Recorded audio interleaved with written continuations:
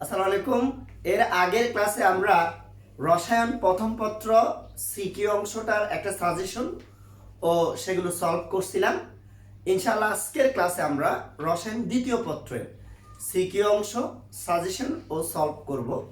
তোমাদের 21 ব্যাচের short syllabus অনুযায়ী এখানে আমি মোট 9টা গুরুত্বপূর্ণ টপিক থেকে 9টা সৃজনশীল প্রশ্ন সিলেক্ট করছি এবং আমি আশা করছি ইনশাল্লাহ এই 9টা টপিক ভালো করে যদি তোমরা পড়ো এবং আমি যেভাবে প্র্যাকটিস করাচ্ছি সেগুলো যদি প্র্যাকটিস করো ইনশাল্লাহ এই টাইপের প্রশ্নগুলো তোমরা পাবা। ঠিক আছে, তাহলে শুরু করা যাক আমাদের আজকের ক্লাসের প্রথম অংশটা। আমরা প্রথম প্রশ্নটা একটু দেখি। এখানে আমরা 3টা পাঠ্য দেখতে পাচ্ছি, পাঠ্য 1, পাঠ্য 2, পাঠ্য 3। ওকে, তো প্রথমে প্রশ্ন কি আছে দেখো। এখানে লিখছে ফ্যারাডের প্রথম সূত্রটি লিখো। এটা তোমাদের কাজ, তোমরা বাসায় করবা।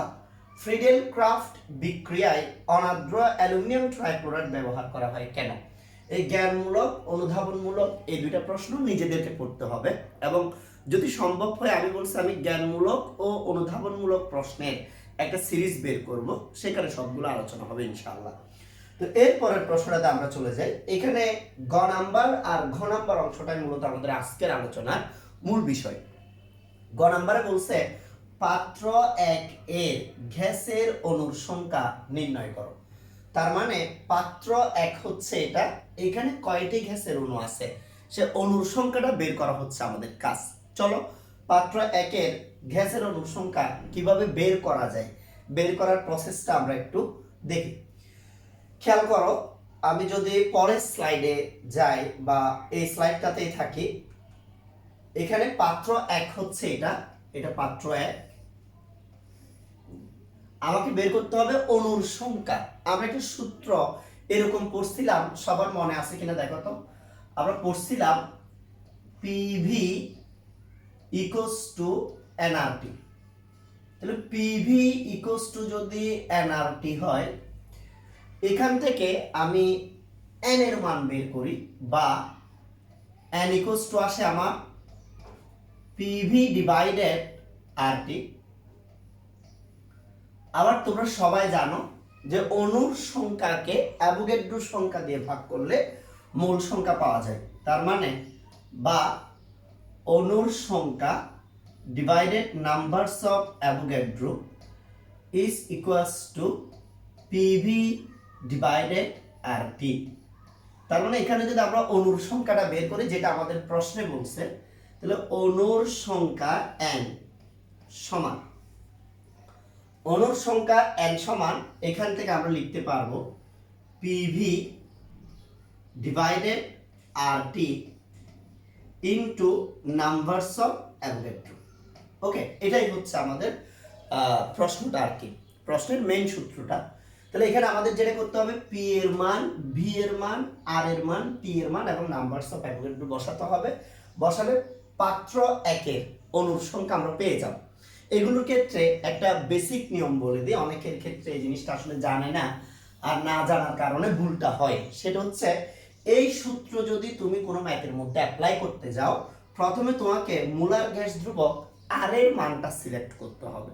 আর এর যেহেতু বিভিন্ন ধরনের মান আছে, প্রায় আর এর 4টা মান আছে, তো এই 4টা মান থেকে প্রথমে আমি আর এর এই মানটা সিলেক্ট করলাম। আমি লিখলাম আর এর মান হচ্ছে আর সমান 0.082 লিটার অ্যাটমসফিয়ার পার মোল পার কেলভিন। খেয়াল দাও, তাহলে এখানে আমি আর এর যে মানটা লিখলাম, আর এর মান হচ্ছে 0.082 লিটার অ্যাটমসফিয়ার পার মোল পার কেলভিন। তাহলে এখান থেকে আমরা নিজেরা যেটা দেখতে পাচ্ছি সেটা হচ্ছে যে আর এর যে মানটা আছে আমাদের কাছে, আর এর মানটাতে আয়তন আছে লিটার এককে, চাপ আছে অ্যাটমসফিয়ারে, এটা পার মোল পার কেলভিন মানে তাপমাত্রা আছে কেলভিনে। তাইলে এখানে ভি যেটা আয়তন, এটাকে লিটারে লিখতে হবে। যেমন ভি আয়তন এখানে দিছে 300 মিলিলিটার, বাট তুমি মিলিলিটারে লিখতে পারবে না, তোমাকে লিটারে লিখতে হবে। ফলে এটা হয়ে যাবে 0.3 লিটার। এরপর চাপ পি আছে 780 মিলিমিটার, মিলিমিটারে থাকতে পারবে না, এটা চাপ অ্যাটমসফিয়ার আসতে হবে। তাহলে চাপ পি ইকুয়ালস টু হবে এখানে যে ভ্যালুটা আছে আমাদের 780, এটাকে যদি আমরা 760 দিয়ে কি করে দিই, ভাগ করে দিই, তাহলে এটা অ্যাটমসফিয়ার এককে চলে আসবে। আমাদের বাকি থাকে টেম্পারেচার 0 ডিগ্রি সেলসিয়াস, যেটা লিখছে এটা 0 ডিগ্রি সেলসিয়াস বলতে এটা হবে 273 কেলভিন। তাহলে আমরা যদি এই সবগুলো মানকে এই সূত্রে বসাই তাহলেই আমরা কিন্তু এই আমাদের পাত্র একের অণুর সংখ্যা পেয়ে যাব। তাহলে আমি এখানে মানগুলো একটু লিখছি, খেয়াল করো। ইকুয়াল পি এর মান হচ্ছে 780 ডিভাইডেড 760 ইন্টু ভি এর মান হচ্ছে 0.3, এরপর আর এর মান হচ্ছে 0.082 লিটার অ্যাটমসফিয়ার পার মোল পার কেলভিন। টেম্পারেচার টি হচ্ছে 273 ইন্টু অণুর সংখ্যা হচ্ছে 6.022 ইন্টু 10 টু দি পাওয়ার 23। তাহলে এখানে আমরা কিন্তু অণুর সংখ্যা পেয়ে গেছি। তাহলে অণুর সংখ্যার এই সবগুলো যদি আমরা ক্যালকুলেশন করি এখান থেকে আমাদের একটা অ্যান্সার চলে আসবে। আমি তোমাদের টাইম সেভ করার জন্য অ্যান্সারটা লিখে ফেলতেছি। অ্যান্সারটা হচ্ছে একটু ক্যালকুলেটরে ক্যালকুলেশন করবা। আমি এখানে যে অ্যান্সারটা লিখছি এটা দেখতেছি 25 ডিগ্রি সেলসিয়াসে লিখছিলাম, তো সেই জন্য প্রশ্নটা যেটা আমি একটু চেঞ্জ করে দিছি, তো সেই জন্য এখানকার অ্যান্সারটা একটু তোমরা নিজেরা করবা। আশা করি সবাই পারবা। ওকে, আমরা অ্যান্সারটা বের করে আর সময় নষ্ট করতেছি না, ক্যালকুলেটরের কাজটা তোমাদেরকে দিয়ে দিলাম। তাহলে আমাদের প্রথম প্রশ্নটা কিন্তু শেষ। ওকে, গ নং প্রশ্নটা আমাদের হয়ে গেছে। এবার চলো ঘ নং প্রশ্নটা আমরা একটু দেখতে চাই। ঘ নং প্রশ্নে কি ছিল আমাদের?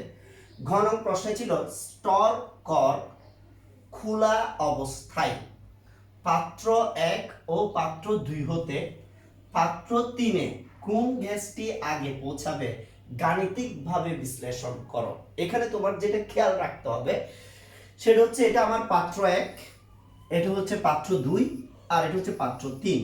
তাহলে পাত্র 3 থেকে ধরে নিলাম এটা আসলে এই ডিসটেন্সটা দেওয়া থাকা দরকার ছিল, এই দুটোটার দূরত্বটা সমান, এই দুটোটার দূরত্বটা সমান। আর যদি দূরত্ব সমান হয় তাহলে পাত্র 1 ও পাত্র 2 হতে এখান থেকে যতটুক সময়ে পাত্র 3-এ পৌঁছাবে, এখান থেকে যতটুক সময়ে পাত্র 3-এ পৌঁছাবে, আর এখান থেকেও ঠিক সেম ভাবে পাত্র 3-এ পৌঁছাবে কিনা। কারণ আমরা জানি কোন পদার্থ আগে পৌঁছাবে সেটা অনেকাংশে নির্ভর করে তার ব্যাপন ক্ষমতা কিরকম। আবার ব্যাপন ক্ষমতার রিলেটেড যে বিভিন্ন প্রবলেমগুলো আমরা সলভ করি সেগুলো আণবিক ভরের সাথে সম্পর্কিত, অর্থাৎ যে পদার্থের ভর বেশি তার ব্যাপন ক্ষমতা কম, আবার যে পদার্থের ভর কম তার ব্যাপন ক্ষমতা বেশি। ফলে কোনটা আগে পৌঁছাবে এখানে একটা শর্ত আছে, এই দুটোটার দূরত্বটা কি আছে, সমান আছে। এটা যদিও প্রশ্নে দেয় নাই, আসলে দূরত্বটা কি থাকবে, সমান থাকবে। তো এখন আমাদের যেটা মেইন কাজ সেটা হচ্ছে এটার আণবিক ভর বের করব। আমি পাত্র 1 এর ক্ষেত্রে আণবিক ভরের নাম লিখলাম m1, আর পাত্র 2 এর ক্ষেত্রে এটারও আণবিক ভর আমি বের করব, এটার ক্ষেত্রে আমি নাম লিখলাম m2। এই দুইটা আণবিক ভর বের করার পর আমাকে ডিসিশন নিতে হবে যেটার ভর বেশি হবে সেটা পরে পৌঁছাবে, যেটার ভর কম হবে সেটা আগে পৌঁছাবে। খুবই সিম্পল। একটা মোটা মানুষ আর একটা হ্যাংলা পাতলা মানুষ, দুইজনকে যদি একসাথে দৌড়াইতে দেওয়া হয় কে আগে পৌঁছে যাবে? যে হ্যাংলা পাতলা, যার ভর একটু কম। এখানেও সেম, যেটার আণবিক ভর কম তার ব্যাপনের হার বেশি থাকে। ওকে, তো চলো আমরা সলভ করি। প্রথমে আমি পাত্র 1 এর ক্ষেত্রে আণবিক ভর বের করব। মূল সূত্রটাতে একটু তোমাদেরকে বুঝাই। মূল সূত্রটা ছিল আমাদের পিভি সমান ডব্লিউ ডিভাইডেড এম আর টি। এটা একটা সূত্র, আদর্শ গ্যাস সমীকরণ পিভি ইকুয়ালস টু এনআরটি সূত্রের রূপ। তাহলে এখান থেকে আমি যদি আণবিক ভর বের করি তাহলে বা আণবিক ভর ক্যাপিটাল এম ইকুয়ালস টু আসতেছে W R T divided PV, অর্থাৎ পি এর মান, ভি এর মান, ডব্লিউ আর টি সবগুলোর মান বসালে তাহলে আণবিক ভর এম চলে আসবে। আমাকে কি করতে হবে? আমাকে পাত্র 1 অনুযায়ী এই সবগুলো মান সিলেক্ট করতে হবে। আমি মানগুলো একটু বসাবো। তাহলে আমি মেইন সূত্রটা এখানে লিখলাম। মেইন সূত্রটা হচ্ছে m1 পাত্র 1 এর ক্ষেত্রে ইকুয়ালস টু পাত্র একের ক্ষেত্রে সবার মানগুলোকে আমি এইভাবে লিখব, W1 আর T1 P1 V1। ওকে, আচ্ছা, এই সবগুলো মান আমি লিখলাম। এরপর এখানে যে মানগুলো আমি লিখছি এই মানগুলো একটু এখানে বসাতে চাই। দেখো তো W1 যেটা, এটার মানটা কত? এগুলো সবগুলো বসানোর আগে যেহেতু আর আছে, কোনো সূত্রে যদি আর থাকে তাহলে প্রথম আমাদের যে কাজটা থাকবে সেটা হচ্ছে আর এর মানটা আমরা আগে লিখে ফেলবো, সে অনুযায়ী অন্যান্য এককগুলো নির্ধারণ করব। প্রথমে আমি আর এর মানটা লিখে ফেললাম। আর এর মান আমি বসালাম 0.082 লিটার অ্যাটমসফিয়ার পার মোল পার কেলভিন। এটা কিন্তু আমি আর এর মান বসাইছি, ঠিক আছে? এই আর এর যে মানটা বসাইছি সেটা অনুযায়ী আয়তনের একক লিটার, চাপের একক অ্যাটমসফিয়ার, তাপমাত্রা কেলভিন, ভর গ্রাম, ভরের একক গ্রাম। তাহলে এখানে W1 যেটা, এই ভরের এককটা গ্রামে বসাতে আমার আর কোনো আপত্তি নাই, 0.54 গ্রাম। আচ্ছা, তাপমাত্রা T1 0 ডিগ্রি সেলসিয়াস। এটা আসলে আমি যখন প্রথমে রেডি করছিলাম তখন 25 ডিগ্রি সেলসিয়াস দিয়ে করছিলাম। 0 ডিগ্রি মানে এটা 273 কেলভিন। এরপর P1 যেটা, চাপ P1, এটা অ্যাটমসফিয়ার আসবে, তাহলে এটাকে আমরা 780 কে 760 দিয়ে কি করব, ভাগ করব। আর এরপর আমাদের যেটা V1 আছে, V1টা আমরা লিখব 0.3 লিটার। এই দেখছো? তাহলে এই সবগুলো মান আমরা এখানে বসালে পাত্র একে যে গ্যাসটি আছে সেটা আণবিক ভর বের হবে। এই ক্ষেত্রে মনে হয় আমাকে আণবিক ভর বের করতেই হবে, যতটুকু দেখতেছি ক্যালকুলেটারে, কারণ আমার আগের মানগুলো তো 0 ডিগ্রি সেলসিয়াসে বসানো আছে না। আচ্ছা, তারপর আমি করব, অসুবিধা নাই। W1 যেটা, এটার মান হচ্ছে 0.54 ইন্টু আর হচ্ছে 0.082 ইন্টু T1 এর যে ভ্যালুটা আছে, T1 হচ্ছে 273, P1 এর যে ভ্যালুটা আছে এটা হচ্ছে 780 ডিভাইডেড 760, দ্যাট মিন্স 760টা উপরে উঠে যাবে। আমি এখানে 760টাকে উপরে তুলে দিলাম, ইন্টু V1 যেটা আছে, V1 হচ্ছে 0.3। তাহলে এই সবগুলোকে ক্যালকুলেশন করলে আমি যে মানটা পাবো সেটা হচ্ছে M1 গ্যাসের ভর পেয়ে যাব, M1, অর্থাৎ আমি M1 এর মানটা পাবো। আমার মূল টার্গেট হচ্ছে M1 এর মানটা কি করা, বের করা। আমি একটু ক্যালকুলেটরের হেল্প নিচ্ছি, আমার কাছে ক্যালকুলেটরটা একটু দূরে আছে, সেজন্য আমি একটু ক্যালকুলেটরটা নিচ্ছি, তোমরা খেয়াল দাও। তো যেটা বলতে চাচ্ছিলাম, আমি মানটা বের করে ফেলি, 0.54 ইন্টু 0.082 ইন্টু 273 ইন্টু 760। এই সবগুলো ভ্যালুকে আমরা ভাগ করব 780 ইন্টু 0.3।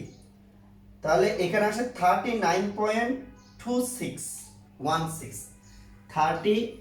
39.2616। এটা আসতেছে প্রথম পাত্র একে যে গ্যাসটি আছে তার আণবিক ভর। আমি এটা এখানে নোট করে রাখছি, দরকার হবে সেই জন্য। 39.2616 এই ভ্যালুটা আমরা M1 এর ক্ষেত্রে পেলাম, প্রথম গ্যাসটার ক্ষেত্রে। এবার চলো আমরা M2 এর ক্ষেত্রে যদি কাজ করি, তাহলে M2 এর ক্ষেত্রে আমার তো সবগুলো চেঞ্জ হবে, এই মানগুলো চেঞ্জ হবে, এই মানটাও কি হবে, চেঞ্জ হবে, এই মানটাও চেঞ্জ হবে, অসুবিধা নেই, বাদ বাকি মানগুলো ঠিক থাকবে। তাহলে W1 যেটা এই দ্বিতীয় পাত্রের ক্ষেত্রে, সেটা হচ্ছে W2 হয়ে যাবে, W2 হবে, এবং সে ভ্যালুটা আসতেছে 0.21 গ্রাম, 21 গ্রাম। এরপর P1 273 কেলভিন ঠিক থাকবে। P1 হচ্ছে এটা সরাসরি অ্যাটমসফিয়ারে দিছে, তাহলে এখানে আমার মানটা নিয়ে আর কোনো কষ্ট নাই, কারণ এটা অ্যাটমসফিয়ারে যেহেতু আছে আমি অ্যাটমসফিয়ারে রেখে দিলাম। আয়তন যেটা, এটা 200 মিলিলিটার যেটা দিছে, এটাকে আমরা 0.2 লিটার বানিয়ে ফেলবো। তাহলে এই ক্ষেত্রে একটা জিনিস খেয়াল করো, দ্বিতীয় পাত্রের ক্ষেত্রে কিন্তু আমাদের যে ভরটা বের হবে সেটা বের হবে M2। ওকে, তাহলে আমরা M2টা যদি লিখতে চাই আগের সূত্র অনুযায়ী, আমরা লিখব যে আমাদের সূত্রটা ছিল PV ইকুয়াল W/M/RT, এটা ছিল। তার মানে M2 সমান আমরা লিখতে পারবো M2 সমান, এটাকে যদি আমরা এই পাশে নিয়ে আসি তাহলে W2 আর T2 PVটা নিচে যাবে, অর্থাৎ P2 V2। এখানে মানগুলো বসাই দিলেই হয়ে যাবে।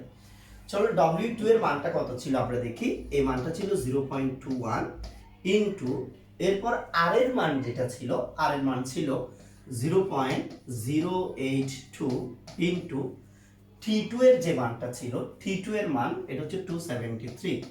তাহলে তুমি দেখো তো এখানে আমরা অলরেডি তিনটা মান লিখছি। এরপর P2 যেটা, P2 এর মান হচ্ছে 1.2 অ্যাটমসফিয়ার ইনটু V2 যেটা, V2 এর মান হচ্ছে 0.2 লিটার। তাহলে এই সবগুলোকে যদি আমরা গুণ করে দিই, গুণ করে ভাগ করি, তাহলে একটা মান আসবে। আমি মানটা একটু কষ্ট করে বের করতেছি। 0.21 ইনটু 0.082 ইনটু 273। ওকে, তাহলে এটাকে ভাগ করব আমরা 1.2 ইনটু 0.2 দিয়ে, এটা দিয়ে ভাগ করব।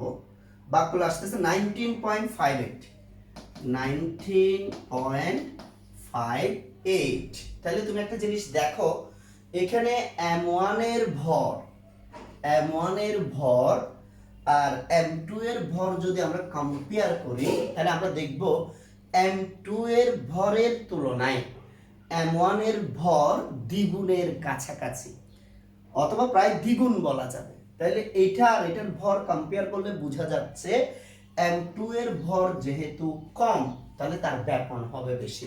অর্থাৎ দ্বিতীয় পাত্রে যে গ্যাসটি আছে, তাহলে আমাদের ডিসিশন কি হচ্ছে? আমাদের ডিসিশনটা হচ্ছে দ্বিতীয় পাত্রে যে গ্যাসটি আছে, দ্বিতীয় পাত্রের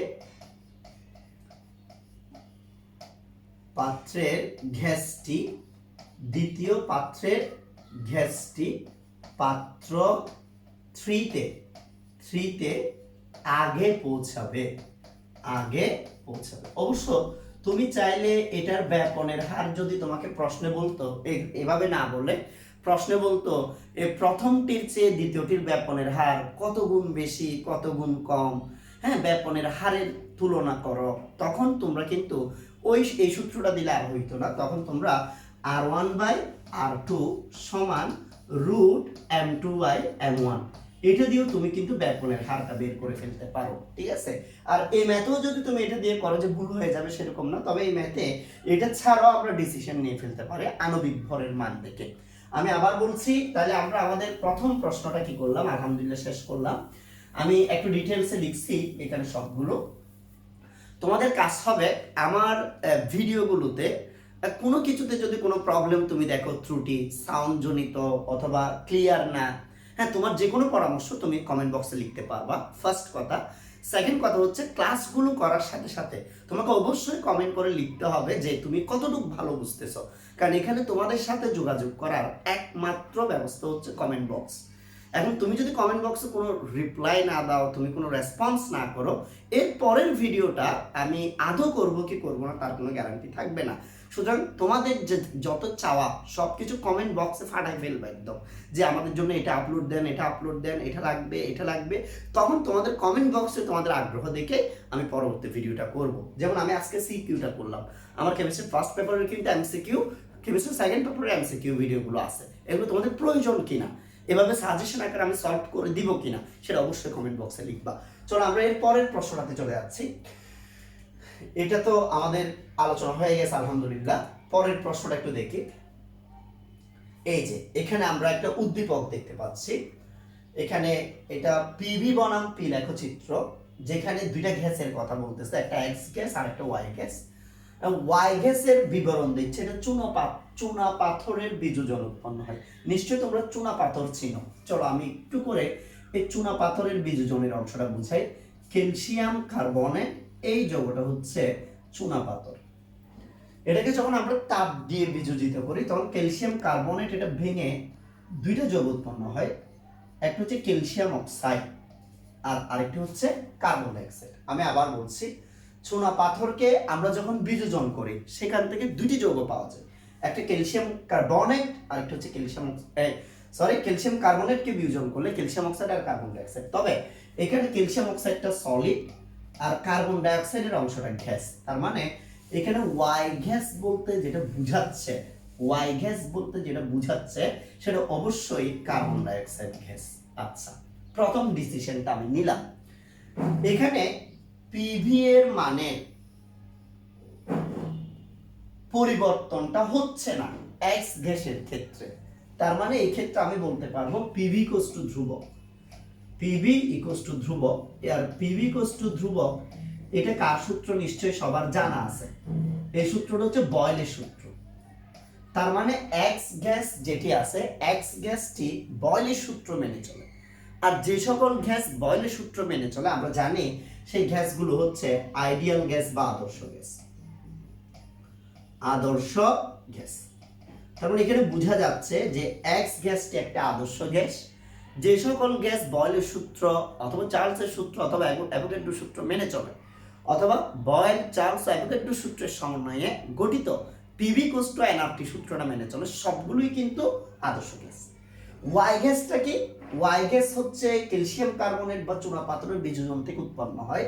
সুতরাং ওয়াই গ্যাস যেটা, এটা কিন্তু দেখো এটা আদর্শ গ্যাসের মতো, তার পিভি এর মান কনস্ট্যান্ট ছিল না, তার পিভি এর মান চেঞ্জ হয়ে গেছে কার্বন ডাই অক্সাইড। এটা বাস্তবে পাওয়া যায়।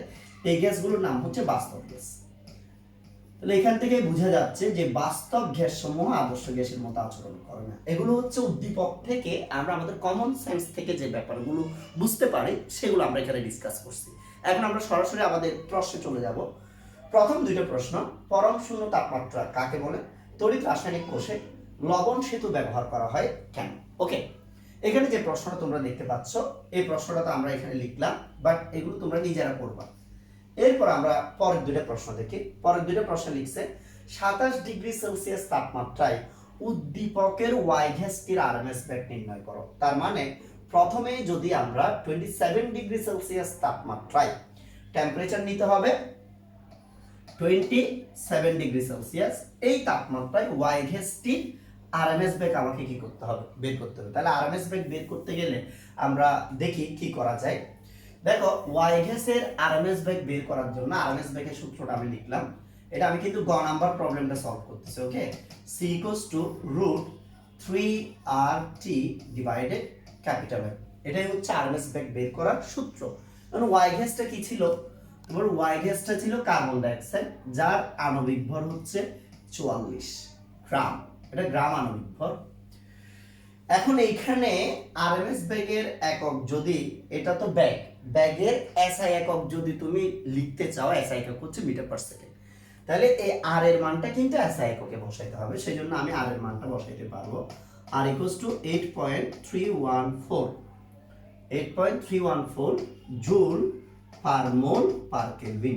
এখান থেকে বোঝা যাচ্ছে কাজের একক জুল। জুল মানে নিউটন মিটার, মানে KG metre per second square into metre. তার মানে এখানে দূরত্বের একক মিটার, ভরের একক কেজি, আর সময়ের একক সেকেন্ড ব্যবহার করা হচ্ছে।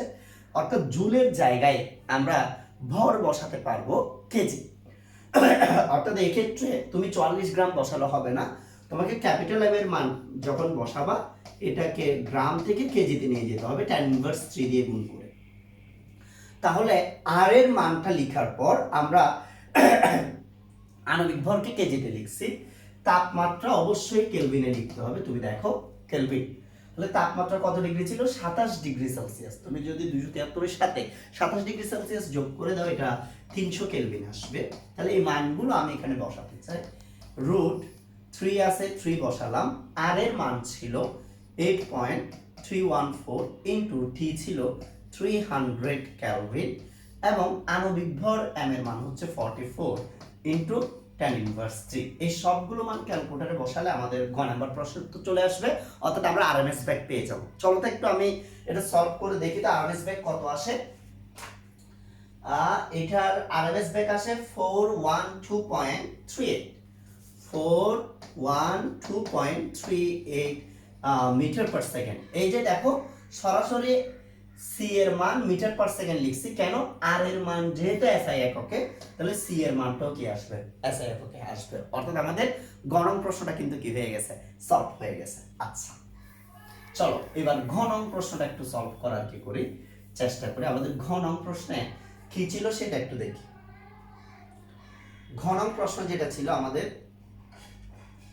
ওকে, ঘ নং প্রশ্নটাতে আমরা একটু যাই। ওকে, এখানে ক নং আর খ নং প্রশ্ন। গ নং প্রশ্ন ছিল এটা 27°C তাপমাত্রা উদ্দীপকের ওয়াই গ্যাসের আরওএস ব্যাগ, যেটা আমরা বের করে ফেলছি। উদ্দীপকের এক্স ও ওয়াই গ্যাস দ্বয়ের মধ্যে একটি গ্যাস আদর্শ আচরণ না করার কারণ সমীকরণ সহ বিশ্লেষণ করো।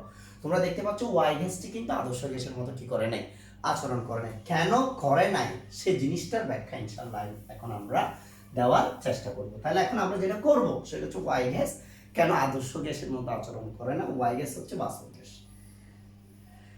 আর আমাদের এক্স গ্যাস ছিল আদর্শ গ্যাস। ওকে, প্রথমে আমি আদর্শ গ্যাসের কিছু কথা বলি। এক নাম্বার, কোন একটা গ্যাস যখন আদর্শ গ্যাস হয়, এই আদর্শ গ্যাস আদর্শ গ্যাসের একটা সমীকরণ আছে। সমীকরণটা হচ্ছে পিভি ইকুয়ালস টু এনআরটি। এখানে পি বা চাপ, এটা বের করার সময় বিজ্ঞানীরা আদর্শ গ্যাস সম্পর্কে বা আইডিয়াল গ্যাস সম্পর্কে যে কনসেপ্টটা আমাদেরকে দিছে সেটা হচ্ছে আদর্শ গ্যাসের অণুগুলোর ক্ষেত্রে আকর্ষণ বা বিকর্ষণ নেই।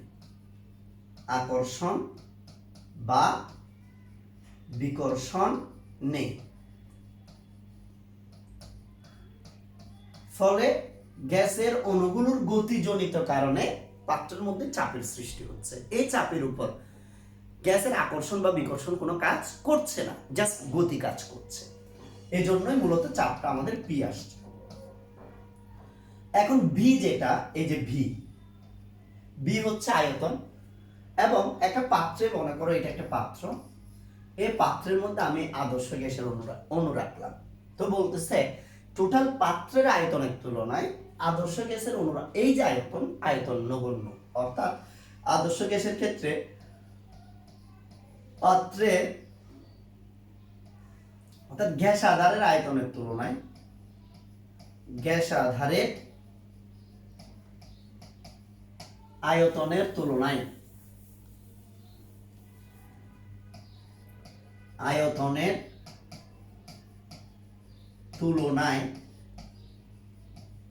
গ্যাস আধারের আয়তনের তুলনায় গ্যাসের অণুসমূহের আয়তন নগণ্য। গ্যাসের অণুসমূহের আয়তন নগণ্য। তাহলে দেখো, যখন পিভি ইকুয়ালস টু এনআরটি সূত্রটা দেওয়া হয়, তখন এই দুইটা জিনিস কিন্তু আদর্শ গ্যাসের ক্ষেত্রে প্রযোজ্য।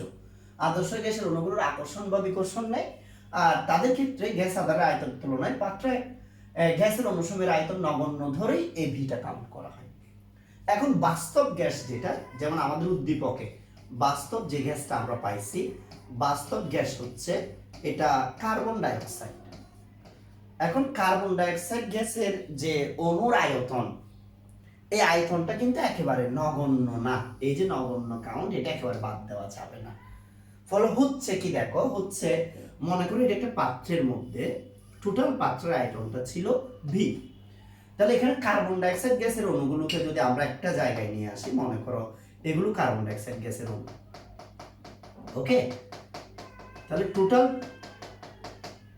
এই পাত্রের আয়তনের মধ্যে যদি এটাকে কম্পেয়ার করো তুমি, এখানে একটা অণুর আয়তন যদি স্মল বি হয়, এন সংখ্যক অণুর আয়তন কিন্তু এন ভি হচ্ছে। তাহলে টোটাল ভি আয়তন থেকে যদি আমি এন ভি আয়তনটাকে কি করে দিই, বা বিয়োগ দিয়ে দিই, তাহলেই কিন্তু আমার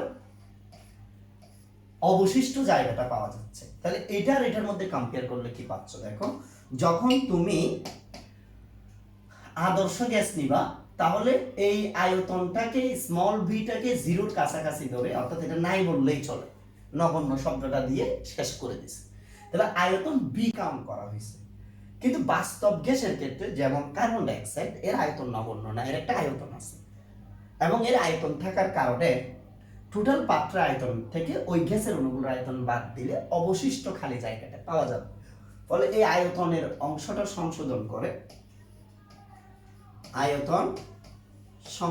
করে আমরা V minus N V count করি বাস্তব গ্যাসের ক্ষেত্রে। এরপর আমরা যদি এই চাপের ব্যাপার বলি,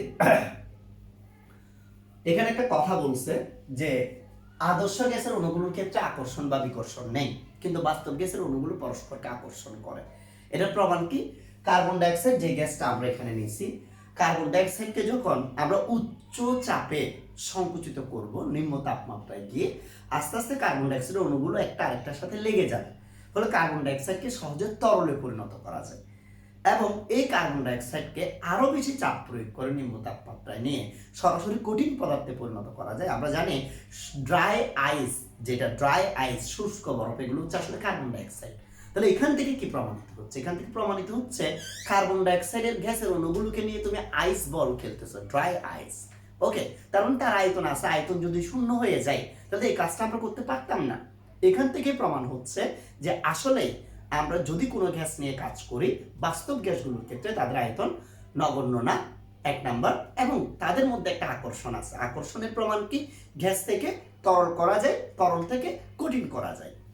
তার মানে এই ক্ষেত্রে তাদের আকর্ষণ আছে। আকর্ষণ, এই আন্তঃআণবিক আকর্ষণটা যদি আমরা কাউন্ট করি, P plus n square a divided v square, এই ভ্যালুটা কিন্তু আন্তঃআণবিক আকর্ষণ বল, এবং সেটাই চাপ হিসেবে আমরা এখানে কাউন্ট করছি। তাহলে দেখো, বাস্তব গ্যাসের ক্ষেত্রে বাস্তব গ্যাসের যে সমীকরণটা দাঁড়াবে P plus n square a divided v square into v minus nv equals to nRT। আমি কি করছি? আমি এই P এর জায়গায় আন্তঃআণবিক আকর্ষণ শক্তি যোগ করছি, আর V এর জায়গায় আমি গ্যাসের অণুগুলোর আয়তন বাদ দিছি। বাদ দিয়ে নতুন যে সমীকরণটা পাইছে এটাই হচ্ছে বাস্তব গ্যাসের সমীকরণ। এই জন্যই বাস্তব গ্যাস আদর্শ গ্যাসের সমীকরণ PV = nRT মানে না। কেন মানে না? দুইটি ত্রুটির কারণে, একটা হচ্ছে চাপের ত্রুটি আর একটা হচ্ছে আয়তনের ত্রুটি। এই সমীকরণটাকে বলা হয় ভ্যান ডার ওয়ালস সমীকরণ। তোমরা যদি এতটুকু পর্যন্ত লিখতে পারো সুন্দর করে গুছিয়ে, তাহলে হয়ে যাবে। তাহলে আমাদের আলহামদুলিল্লাহ এই প্রশ্নটাও কি হয়ে গেছে, শেষ হয়ে গেছে। আমরা পরবর্তী আরেকটা প্রশ্নে চলে যাব। আমাদের অলরেডি দুইটা সৃজনশীল প্রশ্ন শেষ। বারবার বলছি তোমাদের মতামত জানা আমার খুবই প্রয়োজন, সুতরাং কমেন্ট বক্সে মতামত জানাইতে হবে। পরবর্তী ভিডিও কিসের উপর দিব, প্লাস আমাদের এখনো দুইটা এমসিকিউ কি আছে, বাকি আছে। এই ক্লাসটাতে যা পড়াইছি সব ঠিকঠাক মতো বুঝতে পারছো কিনা এগুলো আমাকে জানাবো। চলো আমরা এরপরে 3 নাম্বার সৃজনশীল প্রশ্নটা দেখি। এটা জৈব যৌগ থেকে এই প্রশ্নটা আসছে। প্রথম দুইটা প্রশ্ন কিন্তু আমরা পরিবেশ রসায়ন থেকে সিলেক্ট করছি, এরপরের প্রশ্নটা জৈব যৌগ থেকে। জৈব যৌগ থেকে এখানে যে প্রশ্নটা আছে, প্রশ্নটা একটু অ্যানালাইসিস করার কি আছে, প্রয়োজন আছে। এখানে বলছে এক্স, এটা একটা জৈব যৌগ, আমি লিখলাম এক্স শর্টকাটে। আচ্ছা এখানে একটু দেখাই, হ্যাঁ, এটা মনে করো এক্স কি আমি জানি না। বলছে এক্স এর সংকেত হচ্ছে C4H9Br, এর একটা সমান। আচ্ছা C4H9 এর সমান আমি বের করি তো। C4H9 মানে CH3 CH2 CH2 CH2 Br। আমরা এখানে কি করছি একটু ক্লিয়ার করি, আমরা উদ্দীপকটা অ্যানালাইসিস করতেছি, এরপর প্রশ্নে যাব। তাহলে এখানে কার্বন আছে 4টি, হাইড্রোজেন আছে 9টি, ব্রোমিন আছে 1টি। এটাই হচ্ছে এক্স যৌগটা। আচ্ছা এটা আরেকটি অন্যভাবে লেখা যায়, এটা প্রাইমারি, এটা প্রাইমারি। আবার যদি আমি এভাবে লিখি CH3 CH bond CH2 bond CH3, এখানে যদি আমি একটা ব্রোমিন লিখি, এটা হচ্ছে সেকেন্ডারি। ঠিক আছে, অর্থাৎ আমাদের কাছে দুই টাইপের অ্যালকাইল হ্যালাইড এটা দিয়ে গঠন করা সম্ভব, একটা প্রাইমারি আর একটা সেকেন্ডারি। আমি আর অন্যদিকে যাচ্ছি না। তো বলছে এক্স যৌগটা পটাশিয়াম হাইড্রোক্সাইডের জলীয় দ্রবণের সাথে যদি বিক্রিয়া করে ওয়াই এর সাথে, তাহলে ওয়াই উৎপন্ন করে। মনে রাখবা এক্স যদি প্রাইমারি অ্যালকাইল হ্যালাইড হয় তাহলে ওয়াই হবে প্রাইমারি অ্যালকোহল, আর এক্স যদি সেকেন্ডারি অ্যালকাইল হ্যালাইড হয় তাহলে ওয়াই হবে সেকেন্ডারি অ্যালকোহল। আচ্ছা এরপর সেটা জারিত হলে জেড হবে। প্রাইমারি অ্যালকোহল যখন জারিত হয়, প্রাইমারি অ্যালকোহল যখন জারিত হয় তখন অ্যালডিহাইড হয়, আর সেকেন্ডারি অ্যালকোহল যখন জারিত হয় তখন কিটুন হয়। এগুলো হচ্ছে কিছু বেসিক নিয়ম জৈব যৌগের। ঠিক আছে, জৈব যৌগের বেসিক নিয়মগুলো কিন্তু তোমাদের জানতে হবে। আবার অ্যালডিহাইড কিটোন এই দুটোটাকে শনাক্ত করার যে পরীক্ষা, এই পরীক্ষাটার নাম হচ্ছে 2,4-DNPH পরীক্ষা। 2,4-DNPH এই পরীক্ষার মাধ্যমে অ্যালডিহাইড কিটোন শনাক্ত করা যায়। অ্যালডিহাইড এটার বৈশিষ্ট্য হচ্ছে এটা টলেন বিকারক পরীক্ষা দেয়। টলেন বিকারক পরীক্ষা দেয়। কিটোন এটার বৈশিষ্ট্য হচ্ছে এটা টলেন বিকারক পরীক্ষা দেয় না। তাহলে এখানে অনেকগুলো ব্যাপার আছে, মানে কোন সমাণুটা তুমি সিলেক্ট করবা এটার জন্য তোমাকে আরো কয়েকটা ইনফরমেশন জানতে হবে। বলছে জেড অথবা বি, আমি বি এর দিকে এখনো আসি নাই, বি এর দিকে আমি আসব। তো অথবা বি 2,4-DNPH পরীক্ষা দেয়, তার মানে 2,4-DNPH পরীক্ষা দেয় মানে এটা অ্যালডিহাইড বা কিটোন হতে পারে। বাট বি এর বৈশিষ্ট্য হচ্ছে এটা টলেন বিকারক পরীক্ষা দেয়, তার মানে আমাকে একটু এদিকেও আসতে হবে। এখানে একটা জিনিস দেখো, মজাটা কোথায়। যদি এটাকে পটাশিয়াম হাইড্রোক্সাইডের অ্যালকোহলীয় দ্রবণের সাথে বিক্রিয়া করানো হয় তখন অ্যালকাইল হ্যালাইড কিন্তু অপসারণ বিক্রিয়া দেয়। অপসারণ বিক্রিয়া দিলে এটার ক্ষেত্রে যদি অপসারণ হয় তাহলে অ্যালকিন হবে এরকম CH3 bond CH2 bond CH2 CH double bond CH2। এটা হচ্ছে যে প্রাইমারি অ্যালকাইল হ্যালাইডের ক্ষেত্রে হ্যালোজেন যে কার্বনের সাথে আছে তার পাশের কার্বনের একটা হাইড্রোজেন বা বিটা কার্বন থেকে একটা হাইড্রোজেন যাবে, তাহলে এই দুইটা জায়গার মাঝখানে এখানে কি হবে, দ্বিবন্ধনটা তৈরি হবে। আর যদি আমরা সেকেন্ডারি অ্যালকাইল হ্যালাইডের ক্ষেত্রে ব্যাপারটা চিন্তা করি তাহলে দেখা যাবে হ্যালোজেন কোন কার্বনের সাথে বিক্রিয়া করবে। হ্যালোজেন মূলত তার এটা যদি আলফা কার্বন হয় তার এদিকেরটাও বিটা এদিকেরটাও বিটা। সে কম কার্বন যেখান থেকে যে কম হাইড্রোজেন যেখান থেকে আছে সাইজের নিয়ম অনুযায়ী সেখান থেকে হাইড্রোজেন হ্যালাইড গ্রুপে চলে যাবে। তাহলে আমি সেই ক্ষেত্রে দেখতেছি এটা হবে CH3 bond CH double bond CH bond CH3। কথা বুঝতে হবে ভালো করে।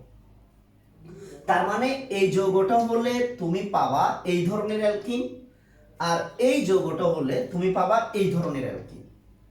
এখনো কিন্তু আমরা মূল প্রশ্নে যাই নাই, আমরা জাস্ট সিলেক্ট করতেছি। এখন সেটাকে যখন ওজোনোলাইসিস করা হবে, তোমরা জানো ওজোন গিয়ে এখানে ভাঙে, তাহলে একটা অ্যালডিহাইড আসবে 3 কার্বন বিশিষ্ট আর একটা অ্যালডিহাইড আসবে 1 কার্বন বিশিষ্ট। দুইটা যৌগ দুই রকম হওয়ার কথা, কিন্তু এখানে বলছে দুটোটা যৌগ একই রকম। আর তখন সেটার মূল কারণ হচ্ছে দুটোটা একই রকম তখনই হবে যদি এই যৌগটা হয়। তাহলে এটাও 2 কার্বন বিশিষ্ট একটা অ্যালডিহাইড, এটাও 2 কার্বন বিশিষ্ট একটা অ্যালডিহাইড। তার মানে আমি বুঝে গেছি বি যেটা হবে, বি হচ্ছে 2 কার্বন বিশিষ্ট একটা অ্যালডিহাইড CH3 CH। এটা অ্যালডিহাইড হওয়ার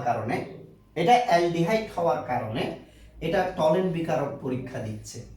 এটা শাখা শিকল দিয়েও তোমরা অনেকে চিন্তা করতে পারো, শাখা শিকল থাকলে কিটোন আসতো, সুতরাং এটা শাখা শিকল দিয়ে হবে না। তাহলে এটা বি যৌগটা হইতে গেলে বি যৌগ অ্যালডিহাইড হইতে হবে, আর বি যৌগ অ্যালডিহাইড হইতে গেলে অবশ্যই ব্রোমিনকে এখানে থাকতে হবে, এখানে থাকলে হবে না, কারণ দুইটা একই ধরনের অণু তৈরি হইতে গেলে প্রতি সময় অ্যালকিন হইতে হয়। অর্থাৎ আমরা পেয়ে গেছি যে এখানে X যেটা এই X মূল প্রশ্ন C4H9Br এর সম্ভাব্য অনেকগুলো সমাণু ছিল, অনেকগুলো সমাণুর মধ্যে যেমন অনেকে এইভাবেও লিখতে পারো CH3 bond C CH3 bond CH3Br। অনেকে এইভাবেও চিন্তা করছো আমি জানি না, এইভাবে চিন্তা করলে এটাও হবে না, কারণ এটা এখানে শাখা শিকল আছে, তো এটাকে যখন আমরা ওজোনোলাইসিস করব এক পর্যায়ে অ্যালকোহল হওয়ার পর এই অ্যালকিন হওয়ার পর তখন এখানে কিন্তু কিটোন চলে আসবে, তখন এটা আর হবে না।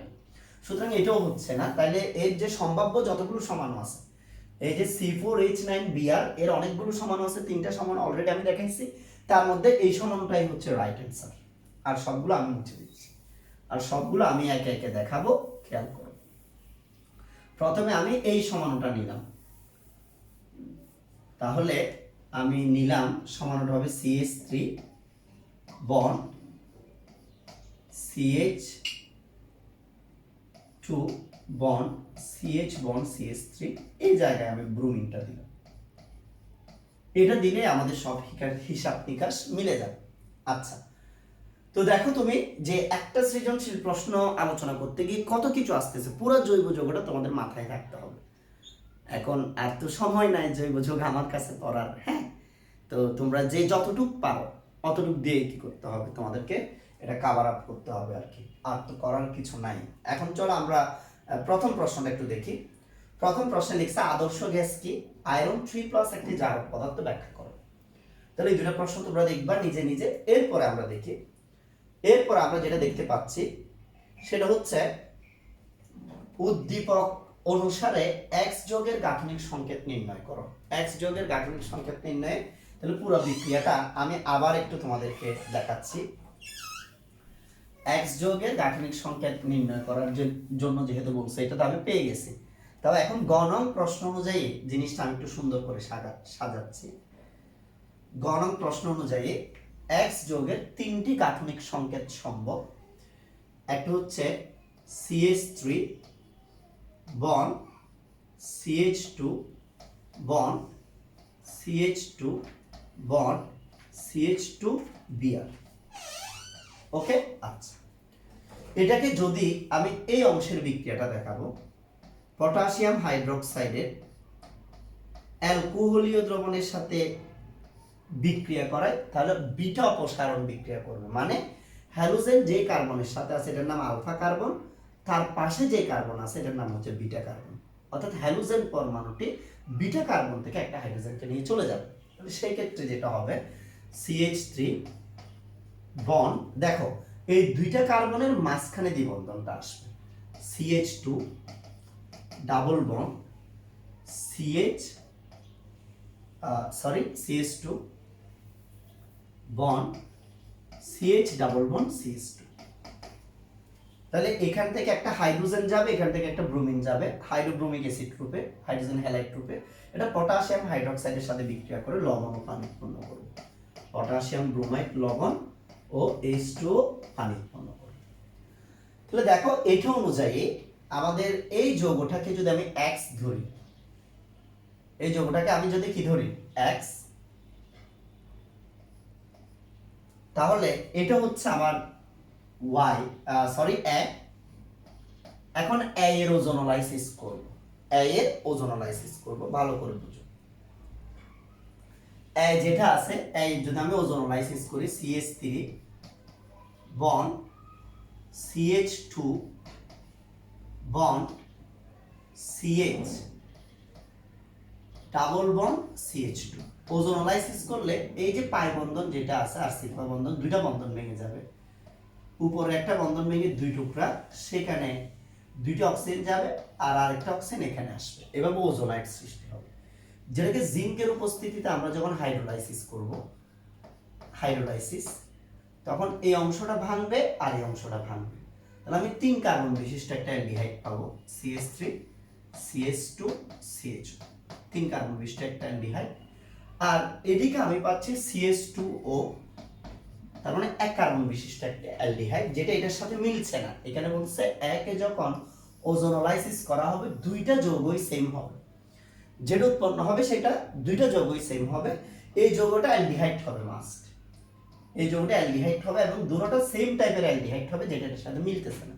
এটা যে অ্যালডিহাইড হবে তার প্রমাণ কি? কারণ বলছে বি যৌগটি টলেন বিকারকের সাথে বিক্রিয়া করে সিলভার দর্পণ দেয়, আর টলেন বিকারকের সাথে বিক্রিয়া করে শুধু অ্যালডিহাইড, কিটোনগুলো বিক্রিয়া করে না। যার কারণে দেখো এই যে গ এর এই যে এক্স এর 3টি সমানুর মধ্যে এটা একটা, বাট এটা হবে না, তাহলে এটা ক্যান্সেল, এটা ক্যান্সেল। এগুলো সব বিক্রিয়া আকারে দেখাবা 3 নাম্বার যেহেতু দিছে। আরেকটি আছে, আমি মনে করো এইভাবে লিখলাম CH3 বন্ড, এখানে লিখলাম C, এখানে আরেকটা CH3, এখানে একটা ব্রোমিন লিখলাম, এখানে মনে করো একটা CH3 লিখলাম, ঠিক আছে? এটা একটা অ্যালকাইল হ্যালাইড যেটার আণবিক সংকেত হচ্ছে C4H9Br। এটাকে যদি আমি প্লাস পটাশিয়াম হাইড্রোক্সাইডের অ্যালকোহলীয় দ্রবণের সাথে বিক্রিয়া করাই, অ্যালকোহলীয়, তাহলে হ্যালোজেন পরমাণু তো এখানে আছে, হ্যালোজেন পরমাণু এখানে আছে, তাহলে হ্যালোজেন পরমাণু তার বিটা কার্বন থেকে একটা হাইড্রোজেনকে নিয়ে যাবে। এদিকের বিটা কার্বন ও হাইড্রোজেন তিনটা, এখানেও তিনটা, সুতরাং যে কোনো একটা থেকে যাবে। আমি এটা থেকে দিলাম। তাইলে দেখো, এটা যদি তোমার আলফা কার্বন হয়, এটা যদি বিটা কার্বন হয়, এই আলফা আর বিটার ঠিক মাঝখানে দ্বিবন্ধনটা হবে। তাহলে বাদ বাকি অংশটা আমরা লিখে ফেলতেছি। আমরা এখানে পাবো CH3 বন্ড সি। এখানে দেখো আলফা আর বিটার মাঝখানে যদি আমি ডাবল বন্ড দিই, ডাবল বন্ড CH2, আর এখানে নিচে থাকবে CH3। ওকে, আচ্ছা। এখন তুমি দেখো এখানে আমি আসলে কাজটা কি করছি, আমি আলফা কার্বন থেকে একটা হ্যালোজেন, বিটা কার্বন থেকে একটা হাইড্রোজেন চলে গেছে হাইড্রোজেন হ্যালাইড গ্রুপে, যেটা বিক্রিয়া করে লবণ কি উৎপন্ন করে, সবসময় পানি উৎপন্ন করে। ওকে, আচ্ছা। এবং তাদের মাঝখানে একটা ডাবল বন্ড আসছে। তো এটা একটা অ্যালকিন, এটা একটা অ্যালকিন। এই অ্যালকিনটাকে এবার এই নিয়ম অনুযায়ী এটা যদি আমার X হয়, এখানে এখানে যেটা A আছে, হ্যাঁ, এটা হচ্ছে A, এটাকে আমরা ওজোনোলাইসিস করব। ওজোনোলাইসিস করলে কাহিনী কি হবে দেখো, কাহিনী হচ্ছে এই জায়গায় বন্ধনটা ভেঙে যাবে। ভেঙে গেলে CH3 এই কার্বনের সাথে একটা অক্সিজেন আসবে, COCH3 প্লাস, আর এখানে এই কার্বনের সাথে একটা অক্সিজেন আসলে CH2O। আমি সংক্ষেপে লিখতেছি। তাহলে এখানে শাখা শিকল আছে বিধায় এটা কিটুন, এখানে শাখা শিকল নাই বিধায় এটা অ্যালডিহাইড। তাহলে কিটুন হলে তো ভাই এটা কোনোদিন টলেন বিকারক পরীক্ষা দিবে না, তার মানে এটা বি যৌগটা কখনো এই যৌগটা হতে পারবে না। আর এখানে দুইটা যৌগ দুই রকম আসছে, সেজন্য এটা হবে না। তাহলে এটাও ক্যান্সেল। তাহলে আমাদের কাছে বাকি থাকে আরেকটি সুযোগ, কোনটি? এই যৌগটি। আমরা তাইলে এবার এটার গাঠনিক সংকেত বের করতেছি। CH3 CH2 bond CH bond CH3 Br। এটাকে যদি আমরা পটাশিয়াম হাইড্রোক্সাইডের অ্যালকোহলীয় দ্রবণের সাথে বিক্রিয়া করাই, তোমরা যারা সাইজের নিয়ম পড়ছো তোমরা জানো, তখন এই হ্যালোজেন পরমাণুটি, এটা আলফা, ওই কার্বনের হাইড্রোজেনকে নিয়ে যাবে যেখানে হাইড্রোজেন কম আছে, এটা আর এটার মধ্যে এখানে হাইড্রোজেন কম আছে, সুতরাং এখান থেকে যাবে। ফলে আলফা আর বিটার মাঝখানে এখানে একটা ডাবল বন্ড হবে। তাহলে এখানে আমি লিখতে পারবো CH3 বন্ড, দেখো CH ডাবল বন্ড, এখানে আছে CH বন্ড CH3 প্লাস, এটা যদি আমার X হয় এটা হচ্ছে A প্লাস হাইড্রোব্রোমিক অ্যাসিড রূপে যাবে, এটা পটাশিয়াম হাইড্রোক্সাইডের সাথে বিক্রিয়া করে লবণ ও পানি উৎপন্ন করে। আচ্ছা, গেল। এটা A যৌগ। একে যদি আমরা ওজোনোলাইসিস করি, CH3 bond CH double bond CH bond CH3, একটু মনোযোগ দাও। এখানকার একটা পাই বন্ধন ভেঙে দুই টুকরা হবে, সেখানে দুটো অক্সিজেন যাবে, এখানে আরেকটা ভেঙে দুই টুকরা, সেখানে আরেকটা অক্সিজেন যাবে, এভাবে ওজোনাইট একটা যৌগ পাবো, যেটাকে পরবর্তীতে আমরা যখন হাইড্রোলাইসিস করব এটা দুই ভাগ হবে। জিঙ্কের উপস্থিতিতে যখন আমরা হাইড্রোলাইসিস করব তখন এটা দুই ভাগ হবে। এদিকে পাবে CH3 CH প্লাস, এদিকেও পাবো CH3 CH। এই CH3 CHO বা ইথানল দুই অণু পাইছি না সেম যৌগের, তাহলে আমি এটা মুছে দিয়ে তার আগে একটা টু লিখতে পারি, যেটা আমার উদ্দীপকের সাথে মিলে যায় 2B, মানে একই যৌগের দুই অণু। আবার এটা যে হবে তার 100% সিউরিটি দিচ্ছে তোমাকে এটা, এটা যদি বি যৌগটা কি হয়, অ্যালডিহাইড হয়, তাহলেই সেটি টলেন বিকারক দিবে। এটা যেহেতু টলেন বিকারক পরীক্ষা দেয়, আমি 100% শিওর হলাম এটা CH3 CHO হবে ইথানল। আচ্ছা, তাহলে আমাদের গণন প্রশ্নটা শেষ। এটার জন্য এইভাবে আমি যেরকম স্টেপগুলো দেখাইছি, এই সবগুলো যদি কোনো একজন স্টুডেন্ট লিখতে পারে তাহলে সে ফুল মার্কস পাবে, গ্যারান্টি, সে ফুল মার্কস পাবে ইনশাআল্লাহ। এরপরে আসো আমরা আরেকটা প্রশ্ন দেখি। এখানে বলছে বি ও জেড যৌগের কেন্দ্রাকর্ষী দ্রুত বিক্রিয়া সক্রিয়তা একই হবে কি বিশ্লেষণ করো। আমার বি যৌগটা আমি পাইছি CH3 CHO, আমাকে দেখতে হবে জেড যৌগটা কি। জেড যৌগে যেতে চাইলে আমাকে একটু এদিকে যেতে হবে। চলো আমি এদিকের অংশটা একটু তোমাদেরকে বুঝাই ফেলি, বিক্রিয়া আকারে দেখাচ্ছি আমি। দেখো এখানে আমার কাছে X যৌগটা হচ্ছে এটা, তাহলে আমি আলহামদুলিল্লাহ X পেলাম, X এর গাঠনিক সংকেত, বিও পেলাম, এখন আমাকে জেড এর দিকে যেতে হবে, আমি এক্স নিয়ে কাজ করব। CH3 বন্ড, এটা ঘ নং প্রশ্নের উত্তরের জন্য এটা করতে হচ্ছে। CH2 bond, CH bond, CH3, এবং উপরে আমার কাছে এখানে একটা কি আছে, ব্রোমিন আছে প্লাস। এটাকে আমি বিক্রিয়া করাবো কার সাথে, পটাশিয়াম হাইড্রোক্সাইডের জলীয় দ্রবণের সাথে। পটাশিয়াম হাইড্রোক্সাইড এ যে অ্যাকুয়াস সলিউশন বা জলীয় দ্রবণের সাথে এটাকে আমরা বিক্রিয়া করাবো।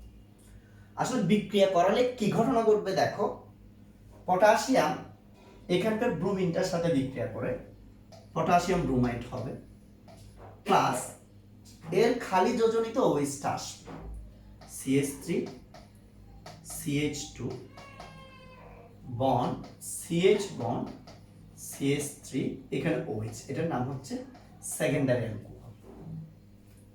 সেকেন্ডারি অ্যালকোহলকে আমরা যখন জারিত করব, এটাকে আমরা জারিত করব, তাহলে কি হবে দেখো, এখানে আমি একটু লিখে দেখাচ্ছি।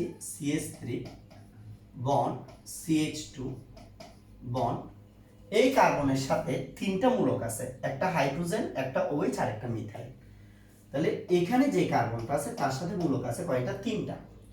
একটা মিথাইল মূলক, এই মিথাইল মূলকটাকে আমি বোঝানোর জন্য উপরে দিলাম।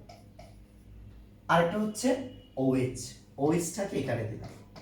আরেকটা হচ্ছে হাইড্রোজেন, সেটাকে এখানে দিলাম। এটা আর এটা সেম যৌগ, এটা আর এটা সেম যৌগ, আমি আমার সুবিধার জন্য লিখছি। এই যৌগটা কিন্তু Y, এটাকে এখন আমরা জারিত করতেছি পটাশিয়াম ডাইক্রোমেট সহ। তাহলে এটাকে যদি আমি পটাশিয়াম ডাইক্রোমেট সহ জারিত করি, পটাশিয়াম ডাইক্রোমেট ও সালফিউরিক অ্যাসিডের উপস্থিতিতে জারিত করতেছি, খুবই সিম্পল একটা বিক্রিয়া হবে। সেটা হচ্ছে এখানকার একটা H, এখানকার একটা OH মিলে এখনো পানি হবে। তাহলে এখনো পানি এখান থেকে মনে করো চলে গেল,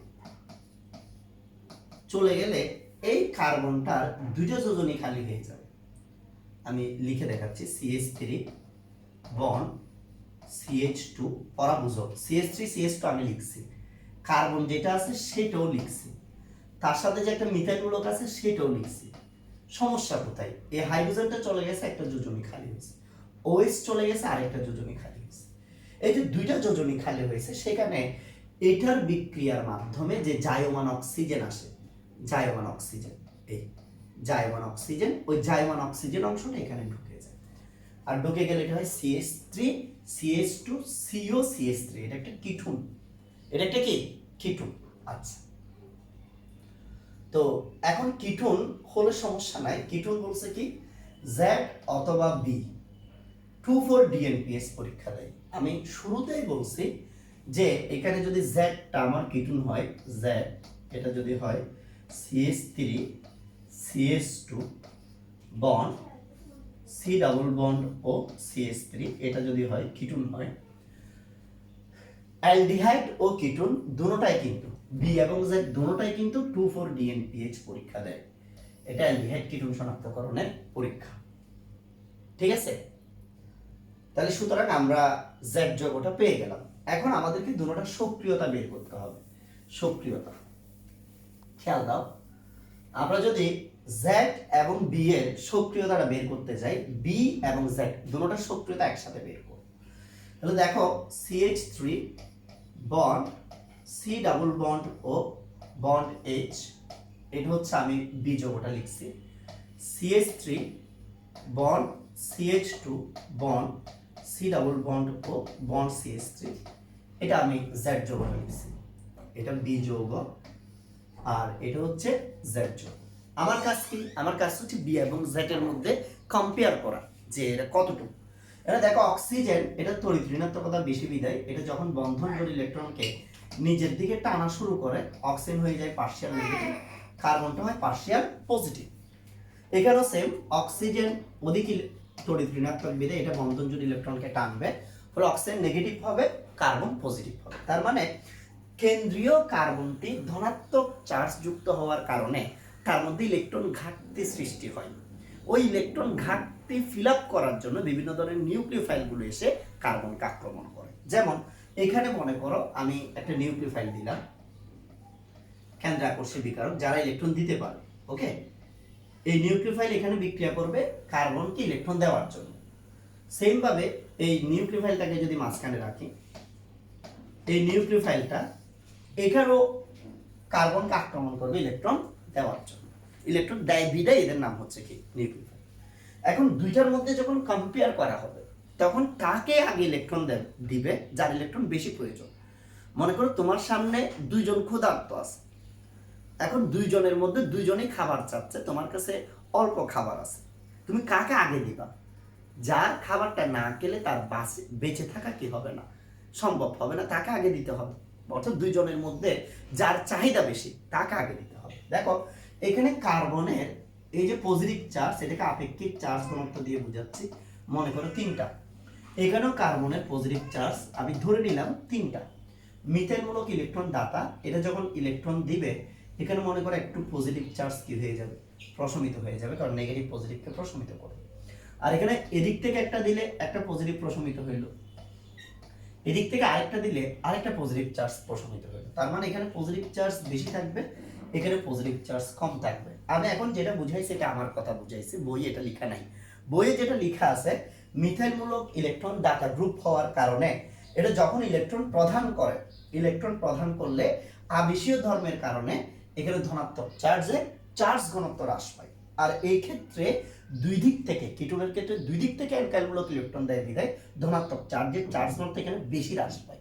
ফলে কেন্দ্রাকর্ষী বিকারকগুলো অ্যালডিহাইডের দিকে আকৃষ্ট হয় বেশি, কিটোনের দিকে নয়।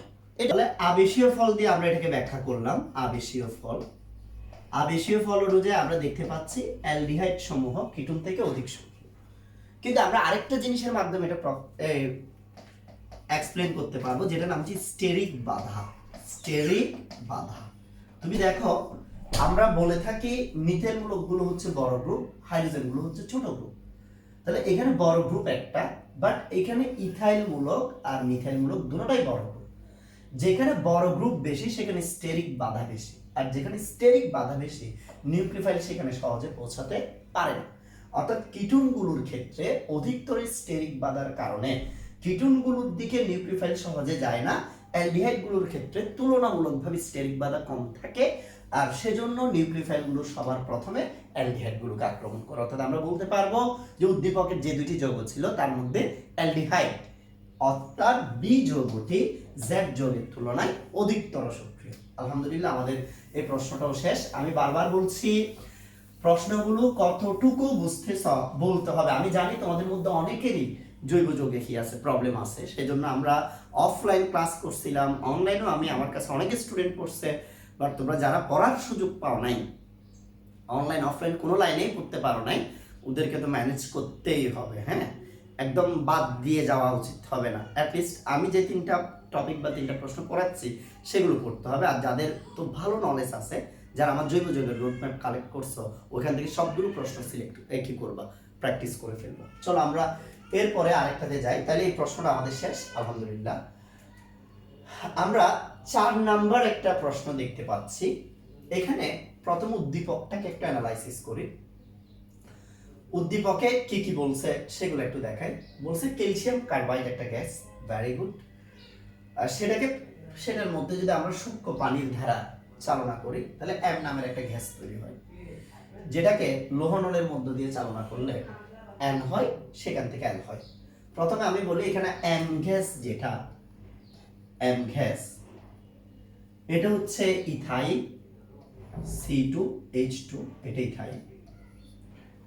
এরপর এন গ্যাস, যেটা এন গ্যাস হচ্ছে বেনজিন, এন গ্যাস না এন যৌগটি হচ্ছে বেনজিন C6H6। আর এল, যেটা এল, সেটা হচ্ছে বেনজিনের অ্যালকাইলেশন করলে জাস্ট একটা অ্যালকাইল মূলক প্রবেশ করবে C6H5CH3। ওকে, এগুলো তবে সেগুলো আমি একটু ডিটেলসে বুঝাবো। আমি দেখার সাথে সাথেই বলছি, এর মানে এরকম না যে তুমি ডাইরেক্ট বসাই দিবা, বিক্রিয়া করে করে আমি জিনিসগুলো বুঝাবো ইনশাআল্লাহ। আমরা প্রশ্নগুলো আগে একটু অ্যানালাইসিস করি, দেখি প্রশ্নে কোনটাতে কি আছে।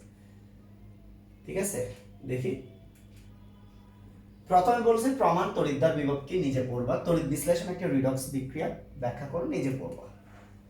এখানে বলছে এম যৌগটির অম্লধর্মিতার কারণ ব্যাখ্যা করো, নাইট্রেশন বিক্রিয়া NaOl এর মধ্যে কোনটি অধিক সক্রিয় হবে। তাহলে আমি দুটোটা প্রশ্ন নোট করতেছি।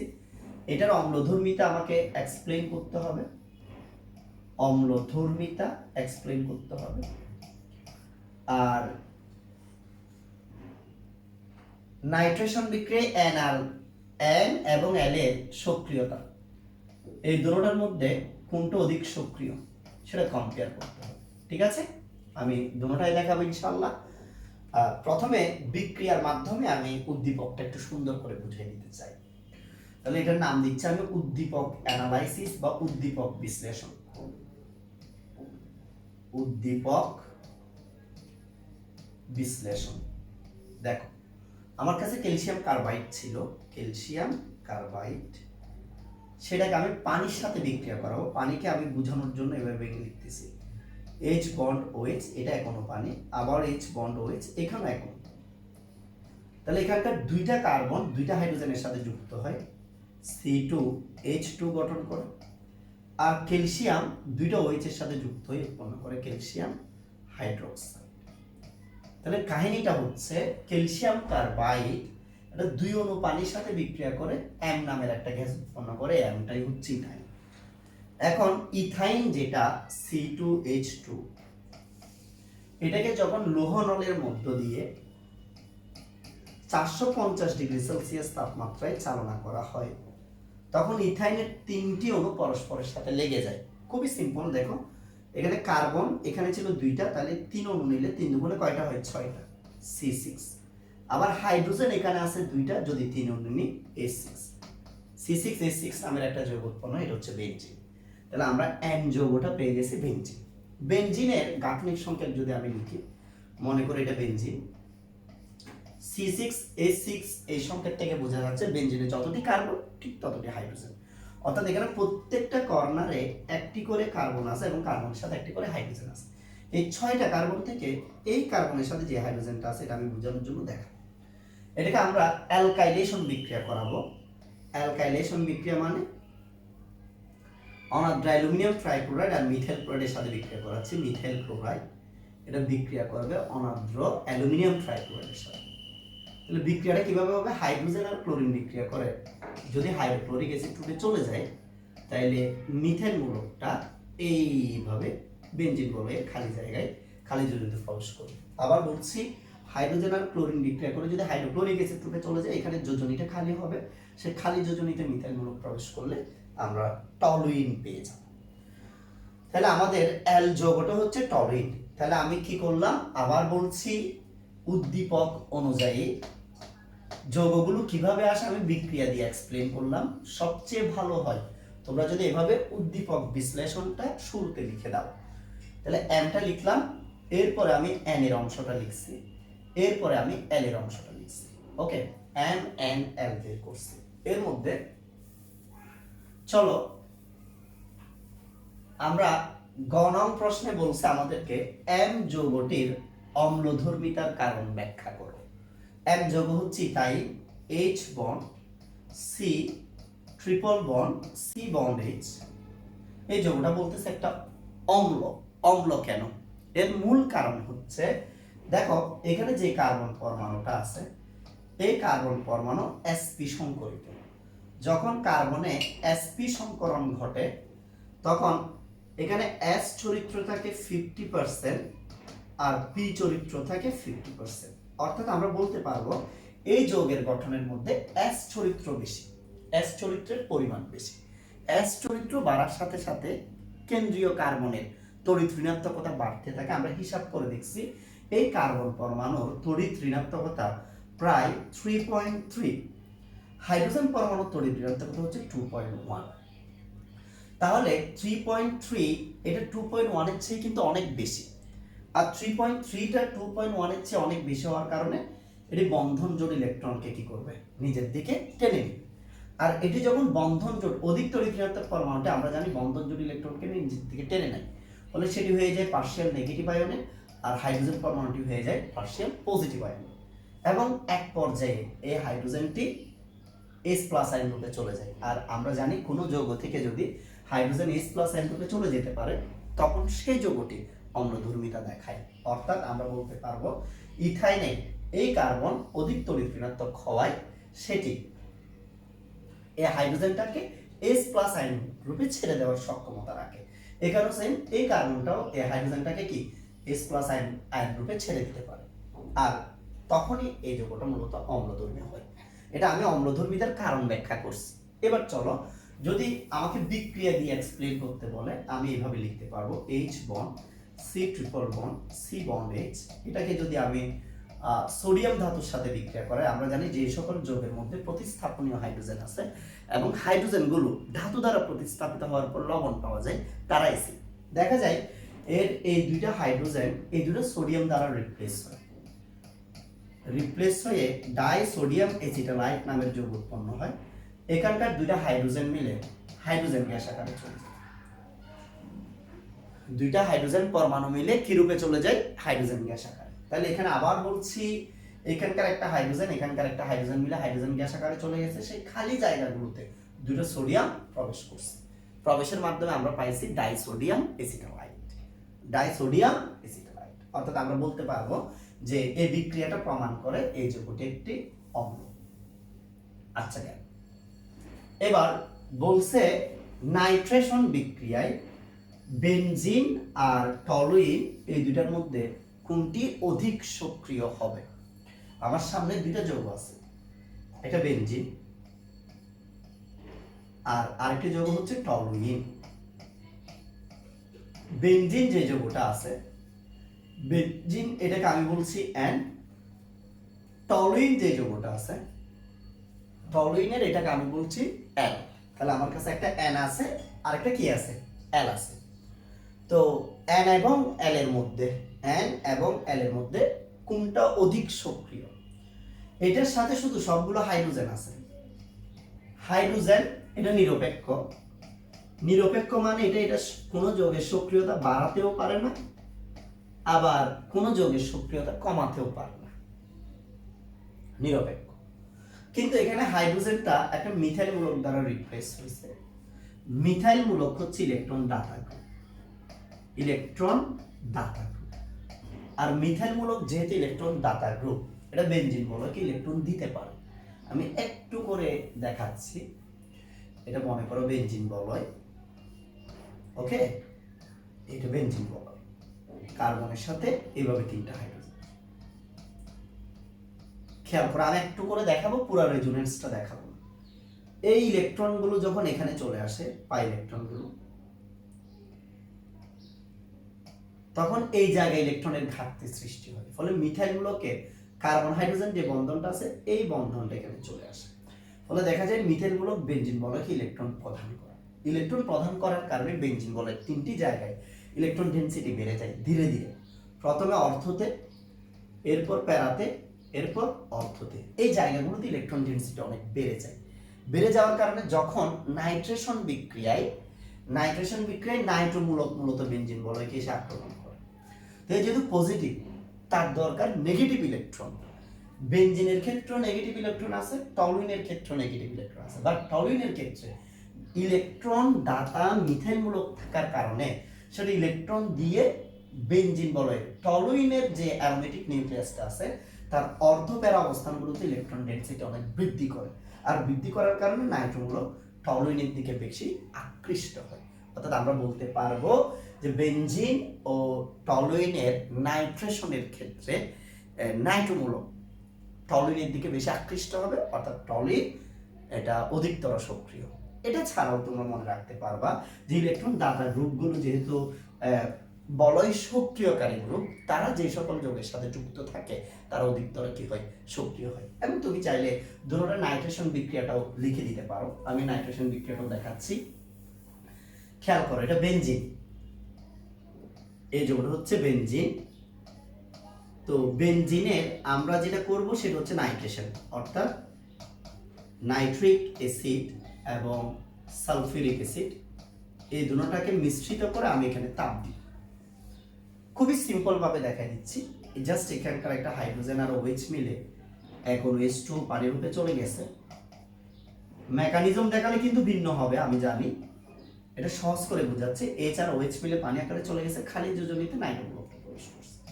এটা নাইট্রোগেট, ঠিক সেম ভাবে মিথাইল মূলকের উপস্থিতিতেও যদি আমি নাইট্রেশন করি, সেম বিক্রিয়াটাই নাইট্রিক অ্যাসিড আর সালফিউরিক অ্যাসিড সব ঠিক আছে, একটা নাইট্রো মূলক এখানে প্রবেশ করবে,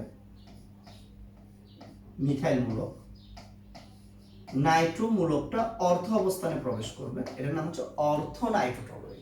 তাহলে এখানকার একটা হাইড্রোজেন আর OH মিলে H2 পানি উৎপন্ন করে। এরপর আরেকটা হইলে প্যারা নাইট্রোটলুইন, আবার অর্থ নাইট্রো, ফলে অর্থ প্যারা নাইট্রোটলুইনের বিক্রিয়াগুলো লিখে আর কি। অর্থাৎ এখানে আরেকটা যদি তুমি লিখো এটা হবে, এই সম্ভাব্য এই দুই ধরনের যৌগগুলো আসে, প্লাস 2 H2। তাহলে এখানেও নাইট্রোমূলক প্রবেশ করছে, এখানেও নাইট্রোমূলক প্রবেশ করছে। পার্থক্য করতে গেলে মনে করো এই বিক্রিয়াটা হইতে যদি 10 মিনিট লাগে, এই বিক্রিয়াটাও হইতে সময় লাগতেছে 5 মিনিট। কেন 5 মিনিট লাগতেছে? কারণ এখানে বলয় সক্রিয়কারী গ্রুপ থাকে, এটা ইলেকট্রন দিবে, আর ইলেকট্রন দিলে অর্থ প্যারা অবস্থানগুলোতে ইলেকট্রন ডেনসিটি অনেক বেশি হবে, নাইট্রোমূলককে মূলকের পক্ষে আক্রমণ করা সহজ হবে। নাইট্রোমূলক খুব ইজিলি তাদের প্রতি আকৃষ্ট হয়ে তাদের সাথে বিক্রিয়া করবে, অর্থাৎ টলুইন এটা বেনজিন অপেক্ষা অধিকতর সক্রিয়। আবার বলছি, টলুইন এটা বেনজিন অপেক্ষা অধিকতর সক্রিয়। আশা করি সবাই বুঝতে পারছে। ঠিক আছে, আলহামদুলিল্লাহ আমাদের 4 নম্বর প্রশ্নটাও কি হয়ে গেছে, শেষ হয়ে গেছে। এই আসলে এই সৃজনশীল প্রশ্নগুলো তোমরা পরীক্ষায় লেখার সময় প্রায় 8-9টা প্রশ্ন 2-3 ঘন্টা কি লেগে যাবে, সময় লেগে যাবে, বা তার চেয়ে আরো বেশি লাগবে। যেহেতু সেগুলো আমাকে বুঝাইতে হচ্ছে, তাই ভিডিও লেন্থগুলো একটু বেশি হবে।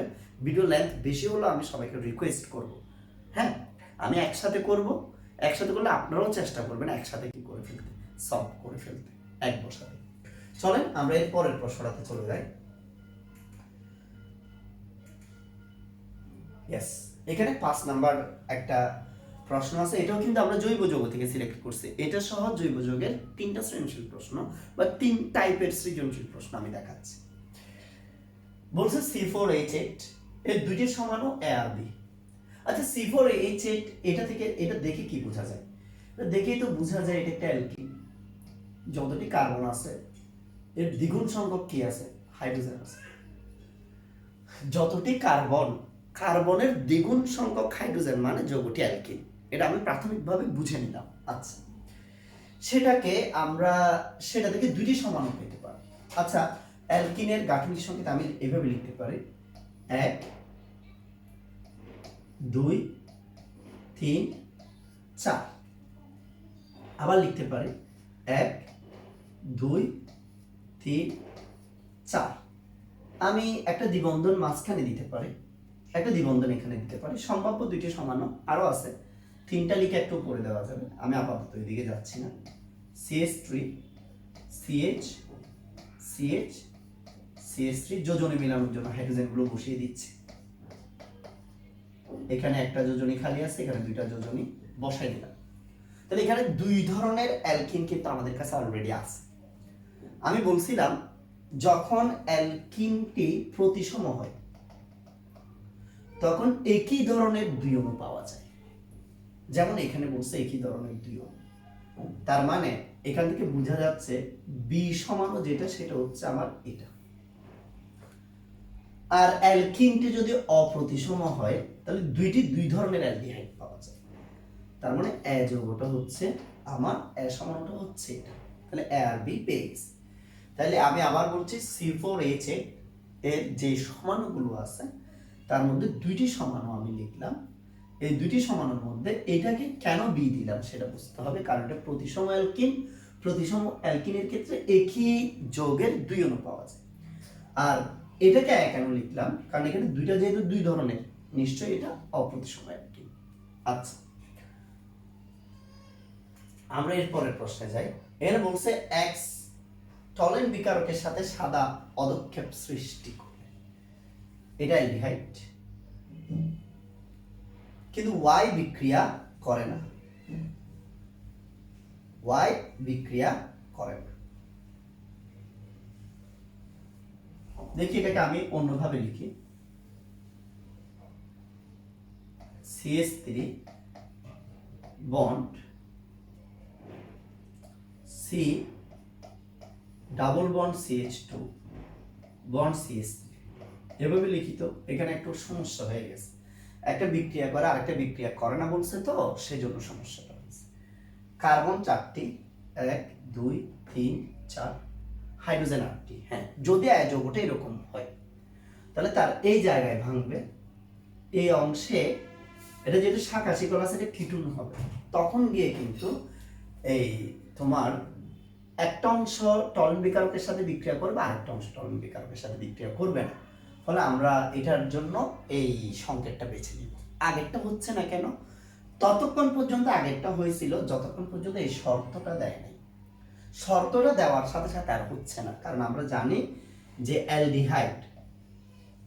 অ্যালডিহাইড কিছুক্ষণ আগেও লিখছি আমি আগের প্রশ্নে, এটা মনে করো টলেন বিকারক আছে, তো টলেন বিকারক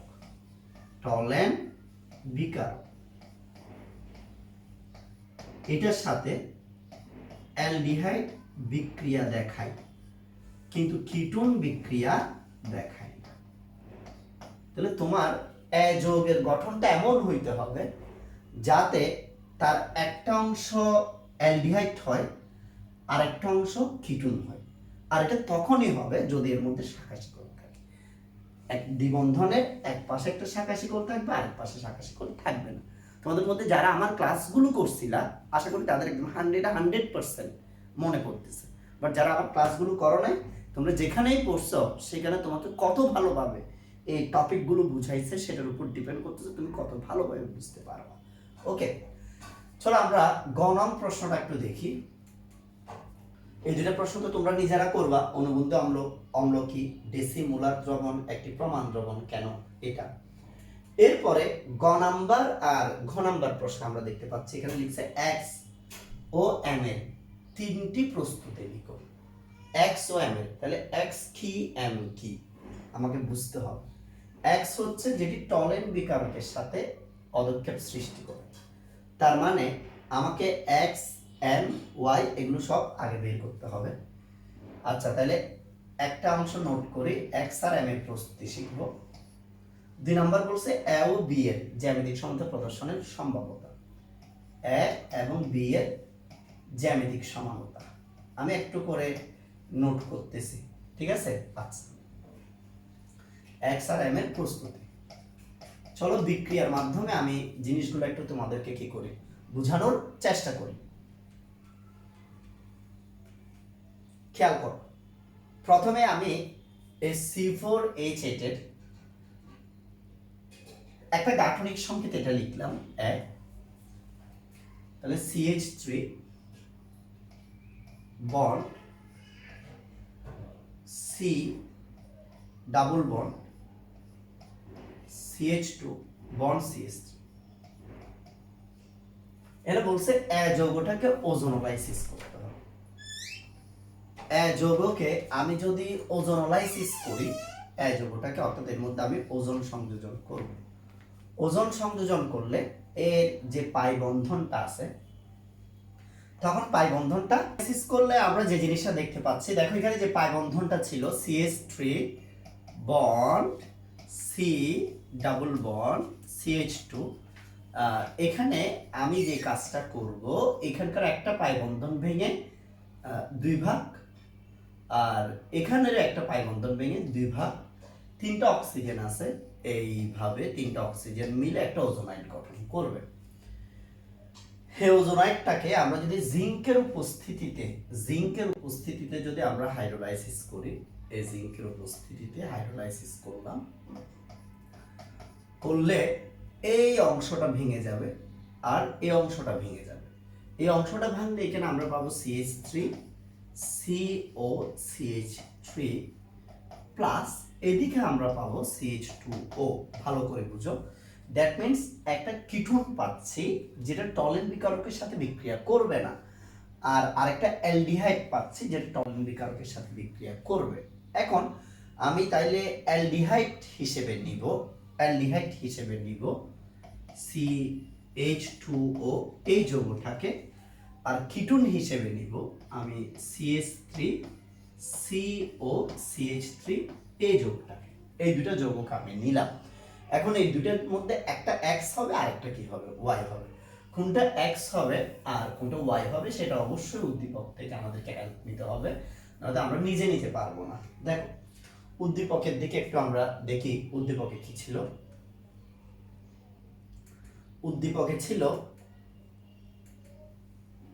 দেখো এক্স টলেন বিকারকের সাথে সাদা দৈর্ঘ্য সৃষ্টি করে, তার মানে এক্স হচ্ছে CH3CO R CH3, that means কিটুনটাই হচ্ছে আমার এক্স, সরি সাদা দৈর্ঘ্য সৃষ্টি করে অ্যালডিহাইড, আর ওয়াই বিক্রিয়া করে না, ওয়াইটাই হচ্ছে কিটুন। তাহলে এখানকার আমি এক্স আর ওয়াই পেয়ে গেছি।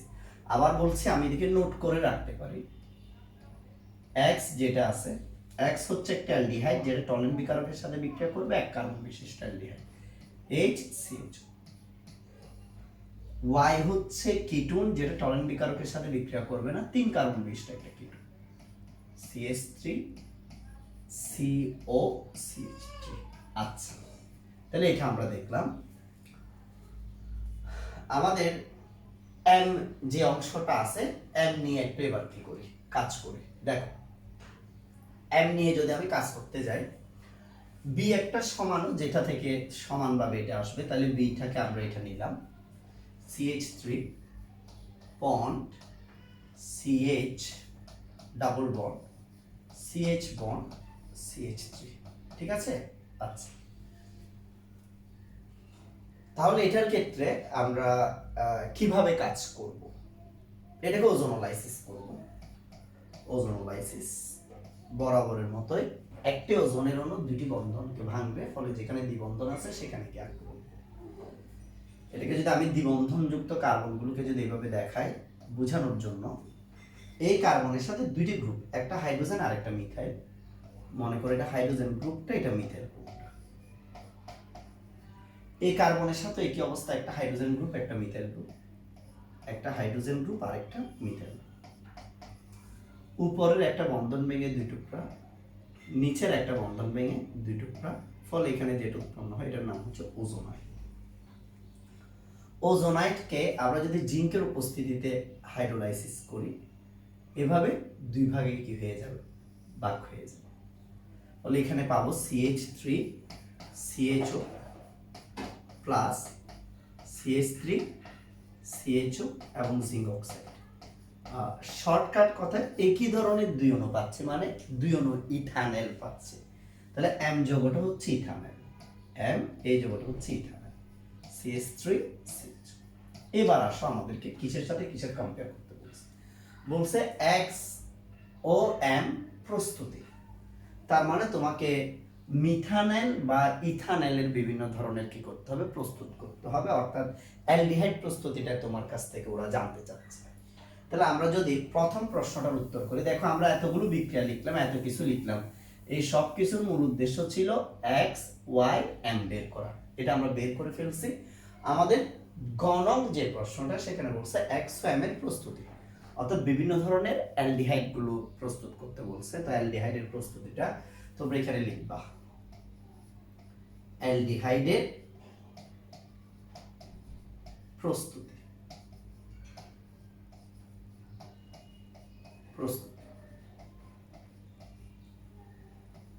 তো অ্যালডিহাইডের তো বিভিন্ন টাইপের বিভিন্ন ধরনের কি আছে, প্রস্তুতি আছে। সেখান থেকে তুমি তিনটা সিলেক্ট করে তিনটি পদ্ধতি লিখবে। এখানে আমি কয়েকটা পদ্ধতি তোমাদের জন্য কি করছি, সিলেক্ট করছি, সেখান থেকে দুই একটা পদ্ধতি আমি কি করতেছি দেখাচ্ছি। যদিও এটা বলতে পারতাম যে তোমরা বই থেকে পড়ে নিও, তাও আমি একটু দেখানোর চেষ্টা করতেছি। খেয়াল করো, 1 নাম্বার পদ্ধতি।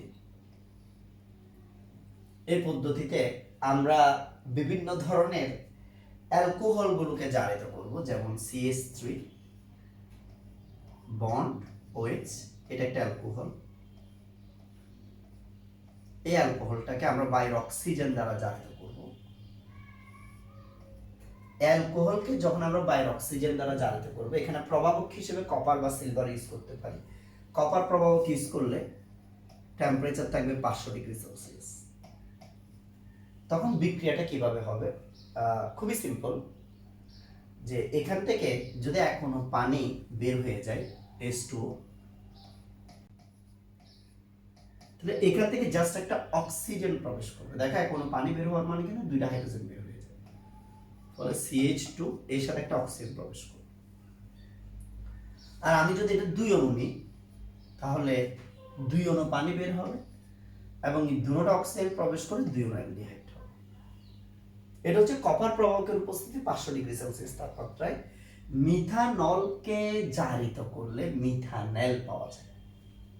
আবার তুমি যদি মিথানল না নিয়ে ইথানল নাও, CH3 CH2OH, দেখো এটাকে আমি বাইর অক্সিজেন দ্বারা জারিত করলাম, প্রবাহক হিসেবে সিলভার ইউজ করলাম, টেম্পারেচার প্রবাহক চেঞ্জ হয়ে গেলে টেম্পারেচারটাও চেঞ্জ হবে 300 ডিগ্রি সেলসিয়াস তাপমাত্রায়। তো এইটা যখন এটার সাথে জারিত হয়, জারিত হওয়ার বিক্রিয়াটা করে, আবার বরাবরের মতোই এখানে এখনো পানি বের হয়ে গেল,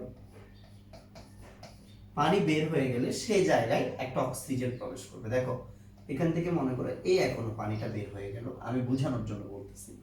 তাইলে CH3CH, ওই পানি বের হওয়ার পর যে দুইটা যোজনী খালি হয়েছে সেখানে একটা অক্সিজেন প্রবেশ করবে অ্যালডিহাইড। কারণ তুমি যদি 2 অণু কি নাও, অ্যালকোহল নাও, তখন 2 অণু অ্যালডিহাইড পাওয়া যাবে এবং সেই ক্ষেত্রে 2 অণু পানি বের হবে। তাহলে এটা হচ্ছে মিথানেল, মিথানেল হচ্ছে আমার X যৌগ, আর এটা হচ্ছে ইথানেল, ইথানেল হচ্ছে Y যৌগ। এটা আমি একটা প্রস্তুতি দেখালাম, আরেকটা প্রস্তুতি দেখাতে পারে। এখানে আমি যে প্রস্তুতিগুলো লিখছি এর পাশাপাশি যদি তোমার নিজেরও কয়েকটা পদ্ধতি থাকে তাহলে ভালো হয়, ঠিক আছে? যেমন আমি ইথাইন নিলাম, H bond C triple bond C bond H, এটা ইথাইন। ইথাইনকে আমরা যদি পানির সাথে বিক্রিয়া করাই, H বন্ড OH পানি, 20% সালফিউরিক অ্যাসিড এবং 2% মার্কারি সালফেট সহ বিক্রিয়া করাচ্ছি। খুব সিম্পল ভাবে যদি বুঝাই, এখানে H bond C triple bond CH, এটা অ্যালকাইন ছিল, এর এই একটা বন্ধন ভেঙে 2 ভাগ হয়ে গেল, 2 টুকরো হয়ে গেল। আর তখন একটা অংশে পানির হাইড্রোজেন অংশটা যুক্ত হবে আর আরেকটা অংশে পানির OH অংশটা যুক্ত হবে, এইভাবে একটা সংযোজন বিক্রিয়া হয়। এখানে অ্যালকিনের ইন এবং অ্যালকোহলের অল আছে, ইনল। তোমরা একটা সমানতা পড়ছিলে টটোমারিজম, যেটার আরেকটি নাম ছিল কিটু ইনল সমান, ঠিক আছে? তো এই সমানতার মূল কনসেপ্টটা ছিল যখন অ্যালকিন আর অ্যালকোহল অণু থাকে তখন তারা পুনর্বিন্যস্ত হতে পারে। কিরকম?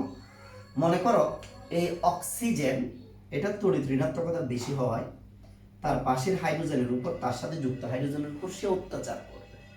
সে বলবে যে তোমার ইলেকট্রন আমাকে দিয়ে চলে যাও। হাইড্রোজেন বেচারা আশেপাশে গিয়ে আশ্রয় নেওয়া ছাড়া কোনো উপায় নেই। মনে করো আফগানিস্তানে আমেরিকার সৈন্যরা আক্রমণ করতেছে, রাশিয়ার সৈন্যরা আক্রমণ করতেছে, তাহলে সেই ক্ষেত্রে আমেরিকার এই আফগানিস্তানের সৈন্যদের কাজ থাকবে বা আফগানিস্তানের যে জনগণ তাদের কাছ থাকবে আশেপাশে গিয়ে আশ্রয় নেওয়া। এখানেও সেম, এই ক্ষেত্রে যেটা হবে সেটা হচ্ছে এই অক্সিজেন যখন হাইড্রোজেনের উপর অত্যাচার করবে, হাইড্রোজেন পার্শ্ববর্তী কার্বনে গিয়ে আশ্রয় নেবে, তখন এই পাই ইলেকট্রনটা কিন্তু এদিকে খরচ হয়ে যাবে ওই হাইড্রোজেনটাকে আশ্রয় দিতে গিয়ে। তাহলে এই কার্বনের সাথে হাইড্রোজেন ছিল আগে 2টা, আরেকটা হাইড্রোজেন যদি এখান থেকে আসে CH3, এই হাইড্রোজেনটাকে আশ্রয় দিতে গিয়ে পাই বন্ধনের ইলেকট্রনগুলো সে খরচ করবে, ফলে এখানে একটা একক বন্ধন থাকবে C। হাইড্রোজেনটা যাবে এখান থেকে H+ আয়নতে, ফলে তার ইলেকট্রনগুলো এখানে চলে আসবে, ফলে ডাবল বন্ড ও হবে। তাহলে এখানে ডাবল বন্ডের ইলেকট্রনটা কোত্থেকে আসলো? এটা এখান থেকে আসলো, তাহলে এখানে আমরা H পাবো, তাহলে CH3 CHO বা অ্যালডিহাইড পাবো। তো তোমার অ্যাকচুয়ালি জাস্ট এটা মনে রাখলে হবে, শুধু এখান থেকে একটা হাইড্রোজেন এই জায়গায় চলে আসে, এটা যখন এখানে চলে আসে তখন CHO হয়ে যায়, অর্থাৎ আমরা বলতে পারবো অ্যালকাইল পানির সাথে বিক্রিয়া করে অ্যালকোহল হয়, অ্যালকিন আর অ্যালকোহল হয়, সেটা পুনর্বিন্যস্ত হওয়ার মাধ্যমে অ্যালডিহাইড প্রস্তুত হয়। তার মানে এটাও আমাদের অ্যালডিহাইড প্রস্তুতির একটি পদ্ধতি। এরপর আমরা আরেকটি পদ্ধতি দেখতে পারি, দেখো ক্যালসিয়াম 3 নাম্বার পদ্ধতি। আমি একটা যৌগ নিলাম ক্যালসিয়াম এইটার নাম কি দেখি, তোমরা বলো তো। এই যৌগটার নাম কি? HCOOH। এই যৌগটার নাম কি? এর নাম হচ্ছে মিথানোয়িক অ্যাসিড। HCOOH। এখানে যে যৌগটা আছে এটার নাম কি? Methanoic acid. মিথানোয়িক অ্যাসিডের একটা হাইড্রোজেনকে বাদ দিলে সেখানে যদি সোডিয়াম বসাই, এটার নাম হচ্ছে সোডিয়াম মিথানয়। কিন্তু আমি যদি এখানে একটা ক্যালসিয়াম বসাই, ক্যালসিয়ামের যোজনী 2 হওয়ায় তখন এটার নাম হয় ক্যালসিয়াম মিথানয়েড। এখন ক্যালসিয়াম মিথানয়েড যে যৌগটি আছে, আমি তার একটা গাঠনিক সংকেত তোমাদেরকে দেখাই। ক্যালসিয়াম এর সাথে 2টা মিথানয়েড, C double bond O bond, আবার ঠিক সেম ভাবে ও C double bond O bond H। দেখো এই যৌগটার সাথে এই যৌগটা হচ্ছে তার গাঠনিক সংকেত। আমি কেন লিখছি আমি কারণ ব্যাখ্যা করব। তাহলে আমি যখন এই যৌগটাকে তাপ দিই, তাপ দিলে কি হয় দেখো, HCOO ক্যালসিয়াম, এটার নাম হচ্ছে ক্যালসিয়াম মিথানয়েড। এটাকে আমি তাপ দিলাম। তাপ দিলে আসলে কি কাহিনী হবে? কাহিনী যেটা হবে সেটা হচ্ছে এই যৌগটা ভাঙবে। ভাঙলে এখান থেকে 2টা অংশ হবে। ক্যালসিয়াম এটা এখানকার CO3 সাথে বিক্রিয়া করবে, অর্থাৎ ক্যালসিয়াম কার্বনেট রূপে চলে যাবে। তাহলে এখান থেকে একটা প্রোডাক্ট আসবে ক্যালসিয়াম কার্বনেট প্লাস। এখন এই অংশের মধ্যে HC ডাবল বন্ড ও এই অংশটা চলে যাওয়ার কারণে এই যোজনীটা খালি হয়ে গেছে। এদিকের হাইড্রোজেনটা এই যোজনীর সাথে এসে যুক্ত হলে HC double bond O bond H বা মিথানেল পাওয়া যায়। তার মানে আমরা দেখতেছি যে ক্যালসিয়াম মিথানয়েড এটা মিথানেল তৈরি করতে পারে। ক্যালসিয়াম মিথানয়েড এটা কি তৈরি করতে পারে? মিথানেল তৈরি করতে পারে। আচ্ছা, কেন? এটা ক্যালসিয়াম মিথানয়েড থেকে মিথানেল প্রস্তুতি। তুমি যদি এখানে ক্যালসিয়াম ইথানয়েড দাও তাহলে কি হবে? দেখো, ক্যালসিয়াম মিথানয়েড, এটার সাথে আমি ক্যালসিয়াম ইথানয়েড দেব, ক্যালসিয়াম ইথানয়েড, শুধু হাইড্রোজেনের জায়গায় ইথান দেব, CH3 C ডাবল বন্ড ও আবার CH3 C double bond O bond. এটাই ঠিক আছে। তো এটাকে যদি আমরা বিক্রিয়ার জন্য ইউজ করি তাহলে কিভাবে ইউজ করব? দেখো, এখান থেকে যেরকম একটা ক্যালসিয়াম কার্বনেট যেতে পারে, এখান থেকেও কিন্তু ক্যালসিয়াম কার্বনেট যেতে পারে। ক্যালসিয়াম কার্বনেট দেখো না, CO3 ক্যালসিয়াম কার্বনেট। তার মানে ক্যালসিয়াম মিথানয়েড বলো, ক্যালসিয়াম ইথানয়েড বলো, এদের মধ্যে আসলে কি আছে? ক্যালসিয়াম কার্বনেট লুকাই থাকে। এই দুটোটা বিক্রিয়া করলে এখান থেকে একটা ক্যালসিয়াম কার্বনেট যাবে, এখান থেকে একটা ক্যালসিয়াম কার্বনেট যাবে। চলো আমি বিক্রিয়াটা লিখি। HCOO ক্যালসিয়াম, এটার নাম হচ্ছে ক্যালসিয়াম মিথানয়েড। আবার CH3 COO ক্যালসিয়াম, এটার নাম হচ্ছে ক্যালসিয়াম ইথানয়েড। ক্যালসিয়াম ইথানয়েড আর ক্যালসিয়াম মিথানয়েড যখন নিজেদের মধ্যে বিক্রিয়া করছে, তাপ দিচ্ছে, তখন ক্যালসিয়াম মিথানয়েড থেকে একটা ক্যালসিয়াম কার্বনেট অণু বের হয়ে যাচ্ছে।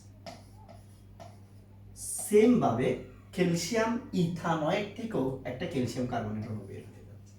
2 অণু ক্যালসিয়াম কার্বনেট বের হয়ে। এখন এখানে কি আছে? এখানে আছে একটা CH3 C ডাবল বন্ড ও এর একটা যোজনী খালি। সে খালি যোজনীতে এখানকার হাইড্রোজেনটা গিয়ে বসে গেল, হয়ে গেল ইথানেল। আবার সেম ভাবে এখানে যে মিথাইল মূলকটা আছে, এই মিথাইল মূলকটা আমি লিখলাম, এর খালি যোজনীর সাথে এখানকার অবশিষ্টটা অংশটা গিয়ে বসে গেল, ফল এটা হয়ে গেল আরেকটি ইথানাইল। অর্থাৎ আবার বলছি, এই অংশের সাথে খালি যোজনীর সাথে যখন হাইড্রোজেনটা যায় একটা ইথানেল, এই অংশটা যখন এটার সাথে আসে আরেকটি ইথানেল, ফলে ইথানেলের 2 অণু পাওয়া যায়। তাহলে আমরা দেখতে পাচ্ছি শুধু ক্যালসিয়াম মিথানয়েডকে তাপ দিলে মিথানেল পাওয়া যায়, আর ক্যালসিয়াম মিথানয়েড আর ক্যালসিয়াম মিথানয়েডকে তাপ দিলে ইথানেল পাওয়া যায়। এটা হচ্ছে XRMM যৌগ প্রস্তুতির আরেকটি পদ্ধতি। এরকম করে তোমাদের বইয়ে প্রায় 4-5টা পদ্ধতি লিখছে। আমি যেগুলো দেখাইছি আশা করি এটা তোমাকে হেল্প করবে। এখানে কিন্তু আমি জৈব যৌগ পড়ানো কিনা সম্ভব না, আমি জাস্ট প্রশ্নগুলো সলভ করে দিচ্ছি। যাদের আগে থেকে পড়া আছে তারা ধরতে পারতেছে, যারা জৈব যৌগ টোটালি পড়ে নেই তাদের কাছে কষ্ট হচ্ছে, এখন করার কিছু নাই, এটা অ্যাডজাস্ট হয়ে নিতে হবে। ওকে, আমরা তাহলে আলহামদুলিল্লাহ এই প্রশ্নটাও সলভ করে ফেললাম, 5 নাম্বার প্রশ্নটা। চলো আমরা এরপরে যে প্রশ্নটা আছে 6 নাম্বার, সেই প্রশ্নটার দিকে একটু যাচ্ছি। এই 6 নাম্বার প্রশ্নটার দিকে খেয়াল করো সবাই। প্রথমে এখানে 3টা পাত্র আছে, কে, এল, এম। এখানে ক নং আর খ নং প্রশ্নে লিখছে লুকাস বিকারক কি, এনিলিন খাদ্যর্মী কেন ব্যাখ্যা করো। এই দুটো প্রশ্নের উত্তর আমরা নিজেরা দিব। ওকে, তোমরা নিজেরা পড়বা। এরপরের প্রশ্ন তোমরা দেখি, বলছে এম পাত্রের ঘনমাত্রা, দ্রবণের ঘনমাত্রা ppm এককে নির্ণয় করো। এম পাত্র কোনটা দেখি আগে, এটার ঘনমাত্রা আমাকে বলতেছে ppm এককে বের করতে।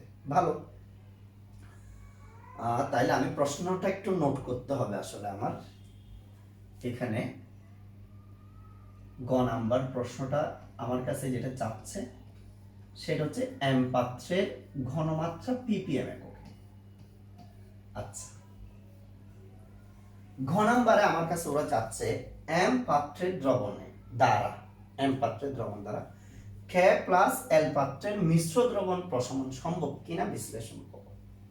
তাহলে ঘ নাম্বারে প্রথমে কে প্লাস এল এটা নিব, নিয়ে সেটাকে এম এর ভিতরে দিব, দিয়ে এদের প্রশমন সম্ভব কিনা সেটা আমরা একটু চেক করব।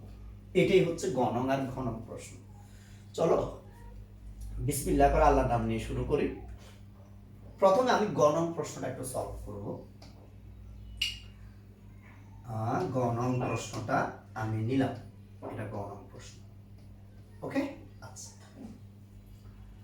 গ নং প্রশ্নে বলছে এম পাত্রের দ্রবণের ঘনমাত্রা ppm এককে বের করতে। তাহলে আগে তোমাকে জানতে হবে ppm জিনিসটার মানে কি। ppm হচ্ছে পার্টস পার মিলিয়ন, যেটাকে ভর এককে যদি আমরা লিখি তাহলে এটা হয় আসলে যে ঘনমাত্রা ভরের একক যদি মিলিগ্রাম পার লিটার এককে প্রকাশ করা যায় তাহলে এটাই হচ্ছে ppm। আমি আবার বলছি, যদি আমরা ভরকে মিলিগ্রাম পার লিটার এককে প্রকাশ করতে পারি তখন সেটাই হচ্ছে কি ppm। তাহলে এম পাত্র যেটা, এটা হচ্ছে নাইট্রিক অ্যাসিড। তাহলে আমি যদি এখানে নাইট্রিক অ্যাসিড নিই, এম পাত্রের ক্ষেত্রে খেয়াল করো, এম পাত্রের ক্ষেত্রে ppm হচ্ছে মিলিগ্রাম পার লিটার। ওকে, আচ্ছা, তাহলে এটা হচ্ছে 0.2 মোলার। আর 0.2 মোলারকে আমরা ভাঙতে পারি 0.2 মোল পার লিটার। কোন অ্যাসিড? Nitric acid. আর তোমরা জানো মোল থেকে যদি গ্রামে যেতে হয় তাহলে আণবিক ভর দিয়ে গুণ করতে হবে। নাইট্রিক অ্যাসিডের আণবিক ভরটা একটু লাগবে আমার। Hydrogen, nitrogen, oxygen. হাইড্রোজেন হচ্ছে 1, নাইট্রোজেন হচ্ছে 14, আর অক্সিজেন হচ্ছে 16 × 3। একটু ক্যালকুলেটরের সাহায্য নিচ্ছি, আমার আগে থেকে করা আছে কিনা আমি একটু দেখি, তাইলে একটু কষ্ট কম হবে। 63 আসার কথা, 63 দেখি, তাও একবার চেক করে নিচ্ছি, অনেক আগে রেডি করা। 16 × 3 প্লাস 15, হ্যাঁ 63, ঠিক আছে। তাহলে এটাকে 63 দিয়ে আমরা গুণ করে দিব। 0.2 × 63, দেখো মোল পার লিটারটার সাথে সাথে গ্রাম পার লিটার হয়ে গেল। এরপর তুমি তো গ্রাম পার লিটার নিলে ppm আসতেছে না, ppm মানে মিলিগ্রাম পার লিটার। তাহলে এটাকে তুমি এবার মিলিগ্রামে নিতে গেলে 1000 দিয়ে গুণ করতে হবে। 0.2 × 63 × 10³ তখন এটা হয়ে যাবে মিলিগ্রাম পার লিটার। এখান থেকে যে অ্যান্সারটা আসবে এটা ppm। চলো আমরা গুণ করে দিই। 63 × 0.2 × 1000, 12600 আসতেছে। তবে 12600 মিলিগ্রাম পার লিটার, যেটাকে তুমি লিখতে পারবা 12600 ppm। আশা করি আমি বুঝাতে পারছি। তাহলে আমাদের গ নং প্রশ্নটা সলভ হয়ে গেছে আলহামদুলিল্লাহ। আশা করি সবাই বুঝতে পারছো কিভাবে ppm এ কাজ করতে হয়। ppm কিছুই না, খুবই সিম্পল। ভরকে যদি মিলিগ্রাম পার লিটার এককে নিয়ে যাওয়া যায় তাহলে সেটাই হচ্ছে ppm। চলো আমরা আরেকটা প্রশ্ন এখন সলভ করব, ঘ নাম্বার প্রশ্নটা সলভ করব। ঘ এখানে কি বলছে, বলছে কে প্লাস এল। কে কি? কে হচ্ছে দ্বিক্ষারীয় অম্ল। কে হচ্ছে কি? দ্বিক্ষারীয় অম্ল। দ্বিক্ষারীয় অম্ল। যেমন যেমন সালফিউরিক অ্যাসিড, আমি বোঝানোর জন্য সালফিউরিক অ্যাসিডটা নিচ্ছি। দ্বিক্ষারীয় অম্ল, এক অম্লীয় ক্ষার, এটা এক অম্লীয় হবে, অম্লীয় ক্ষার। দ্বিক্ষারীয় অম্ল মানে যে দুইটা প্রোটন দিতে পারে বা দুইটা OH কে প্রশমিত করতে পারে। আর এক অম্লীয় ক্ষার মানে যেটা একটা OH দিতে পারে বা একটা H+ কে প্রশমিত করতে পারে। এই সোডিয়াম হাইড্রোক্সাইড একটা OH দিতে পারে। এগুলো আমি ধরে নিছি, কিন্তু প্রশ্নে বলে নাই। আমি ধরে নিছি আমার নিজের সুবিধার জন্য, ম্যাথ করতে আমার সুবিধা। তাহলে এখন আমাকে বলছে যে কে এটা অম্ল আর এল এটা ক্ষার, এই দুটাকে প্রথমে প্রশমিত করতে হবে। চলো আমি প্রথমে দুটাকে প্রশমন করি। যদি আমি একটার সাথে আরেকটাকে বিক্রিয়া করাই, সালফিউরিক অ্যাসিড আর sodium hydroxide, H2SO4 sulphuric acid plus sodium hydroxide বিক্রিয়া করলে মূলত সোডিয়াম সালফেট, লবণ এবং H2 পানি উৎপন্ন হয়। এই হচ্ছে দুটোর প্রশমন বিক্রিয়া। অবশ্যই প্রশমন বিক্রিয়াকে সমতা সাধন করতে হবে। তাহলে এখানে যদি আমি 2 দিই, তাহলে এখানে 2 অণু H2 কি উৎপন্ন হবে? পানি উৎপন্ন হবে। ঠিক আছে? তাহলে সালফিউরিক অ্যাসিড সোডিয়াম হাইড্রোক্সাইডের সাথে বিক্রিয়া করে সোডিয়াম সালফেট, লবণ ও H2 কি উৎপন্ন হয়? পানি উৎপন্ন হয়। আমরা প্রাথমিকভাবে বিক্রিয়াটা লিখলাম, অর্থাৎ সালফিউরিক অ্যাসিডের 1 মোল এটা কিন্তু সোডিয়াম হাইড্রোক্সাইডের 2 মোলকে কি করতে পারে? প্রশমিত করতে পারে। আমি আবার বলছি, সালফিউরিক অ্যাসিডের 1 মোল সোডিয়াম হাইড্রোক্সাইডের 2 মোলকে প্রশমিত করতে পারে। তো আমার প্রথমে দেখতে হবে এখানে সালফিউরিক অ্যাসিড কয় মোল আছে, মোল সংখ্যা অফ সালফিউরিক অ্যাসিড। তোমরা জানো মোল সংখ্যা বের করার একটা সূত্র আমাদের কাছে আছে S/V, তবে অবশ্যই এখানে V কে লিটার এককে কি করতে হয়? প্রকাশ করতে হয়। তাহলে আমি যদি এটাকে ঘনমাত্রা যেটা 0.2 এটাকে আবার 0.2 দিয়ে গুণ করে 0.04, তার মানে এখানে সালফিউরিক অ্যাসিড আছে 0.04 মোল। ভালো। এবার আসো এখানে কত মোল সোডিয়াম হাইড্রোক্সাইড আছে সেটা বের করে ফেলি। সোডিয়াম হাইড্রোক্সাইড বরাবরের মতোই সোডিয়াম হাইড্রোক্সাইডের মোল সংখ্যা বের করতে গেলে তার ঘনমাত্রার আয়তন কি করতে হবে? গুণ করতে হবে। তার মানে ঘনমাত্রাটা হচ্ছে 0.3 ইনটু আয়তনটাও হচ্ছে 0.3 ইকুয়ালস টু 0.09। 0.09। তাহলে একটা জিনিস তুমি দেখো, এখানে সোডিয়াম হাইড্রোক্সাইড এটারও একটা আমরা মোল সংখ্যা পাইছি, সালফিউরিক অ্যাসিডের মোল সংখ্যা পাইছি। মোল সংখ্যা কিন্তু কি না, সমান না। তাহলে আমাকে বুঝতে হবে কোনটা কাকে প্রশমিত করবে। দুইটার মধ্যে যেটার পরিমাণ কম সেটা একরকম, আর যেটার পরিমাণ বেশি সেটা আরেক রকম। এখানে সালফিউরিক অ্যাসিড কম আছে সেটা আগে লিখবো, আর সোডিয়াম হাইড্রোক্সাইড বেশি আছে সেজন্য সেটা পরে লিখবো। অর্থাৎ আমি লিখতে পারবো 1 মোল সালফিউরিক অ্যাসিড প্রশমিত করে 2 মোল সোডিয়াম হাইড্রোক্সাইডকে। না, আমার কাছে এখানে যে পরিমাণ সালফিউরিক অ্যাসিড আছে সেগুলো কতটুকু সোডিয়াম হাইড্রোক্সাইডকে প্রশমিত করতে পারবে সেটা আমি দেখি কত মোলকে। না, আমার কাছে আছে 0.04 মোল সালফিউরিক অ্যাসিড। আমি দেখতে পাচ্ছি সেগুলো প্রশমিত করতে পারবে 2 ইনটু 0.04 মোল সোডিয়াম হাইড্রোক্সাইড। ঠিক আছে? আচ্ছা, তাহলে এটা কতটুকুকে প্রশমিত করছে একটু দেখো তো।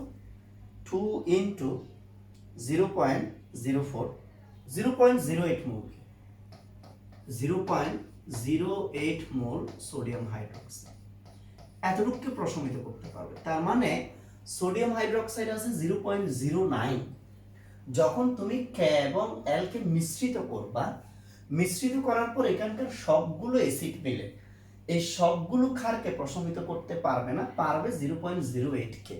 বাকি থেকে যাবে আরো কতটুকু? অবশিষ্ট ক্ষার, অবশিষ্ট ক্ষার, আরো ক্ষার তোমার কাছে থেকে যাচ্ছে।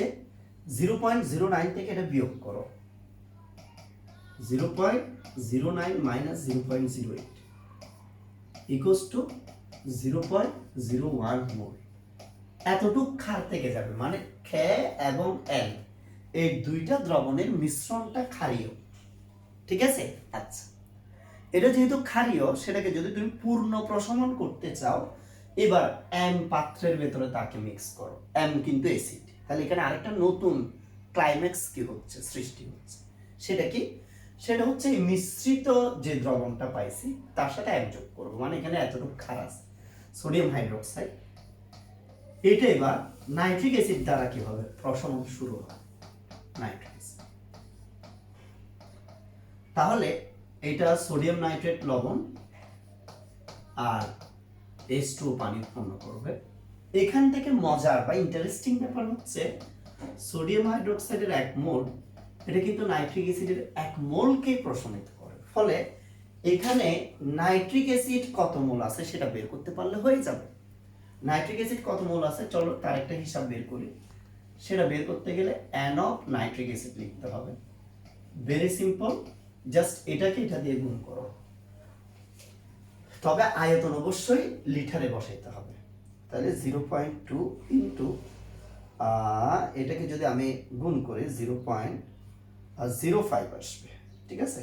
তাহলে 0.01, ওয়াও, 0.01 মোল।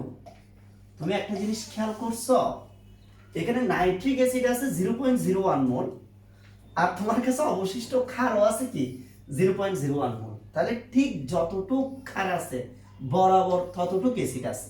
ফলে এটা কমপ্লিটলি বিয়োজিত হয়ে এই প্রশমিত হয়ে যাবে। অর্থাৎ আমাদের প্রশ্ন অনুযায়ী কে প্লাস এল এর যে দ্রবণটা সেটাকে এম এর মধ্যে মিক্স করে বা এমকে তাদের মধ্যে মিক্স করে আমরা সেখান থেকে পূর্ণ প্রশমন করতে পারবো। অর্থাৎ আমরা বলবো যে এটার পূর্ণ প্রশমন সম্ভব হয়ে গেছে। আলহামদুলিল্লাহ, তাহলে আমাদের এই 6টা প্রশ্ন শেষ। আমরা এরপরে আরো 2টা প্রশ্ন আছে, সেগুলো একটু দেখতে চাচ্ছি। এই 6টা প্রশ্ন হয়েছে, আসলে ভিডিও লেন্থ অনেক লম্বা হয়ে যাচ্ছে, তো সেজন্য আমি এই 6টা প্রশ্নের একটা অংশ করতেছি। এর পরে আমি কিন্তু পরের অংশটা কি দিব, আপলোড দিব। বাকি আরো 3টা সৃজনশীল প্রশ্ন আছে, ইনশাআল্লাহ আমরা দ্বিতীয় অংশের মধ্যে বাকি 3টা সৃজনশীল প্রশ্ন আপলোড দিব। সবাই ভালো থাকবা, আল্লাহ হাফেজ। অবশ্যই কমেন্ট করবা, তোমাদের কমেন্টের উপর ডিপেন্ড করবে পরবর্তী ভিডিও কি নিয়ে আসতেছে। আল্লাহ হাফেজ, আসসালামু আলাইকুম।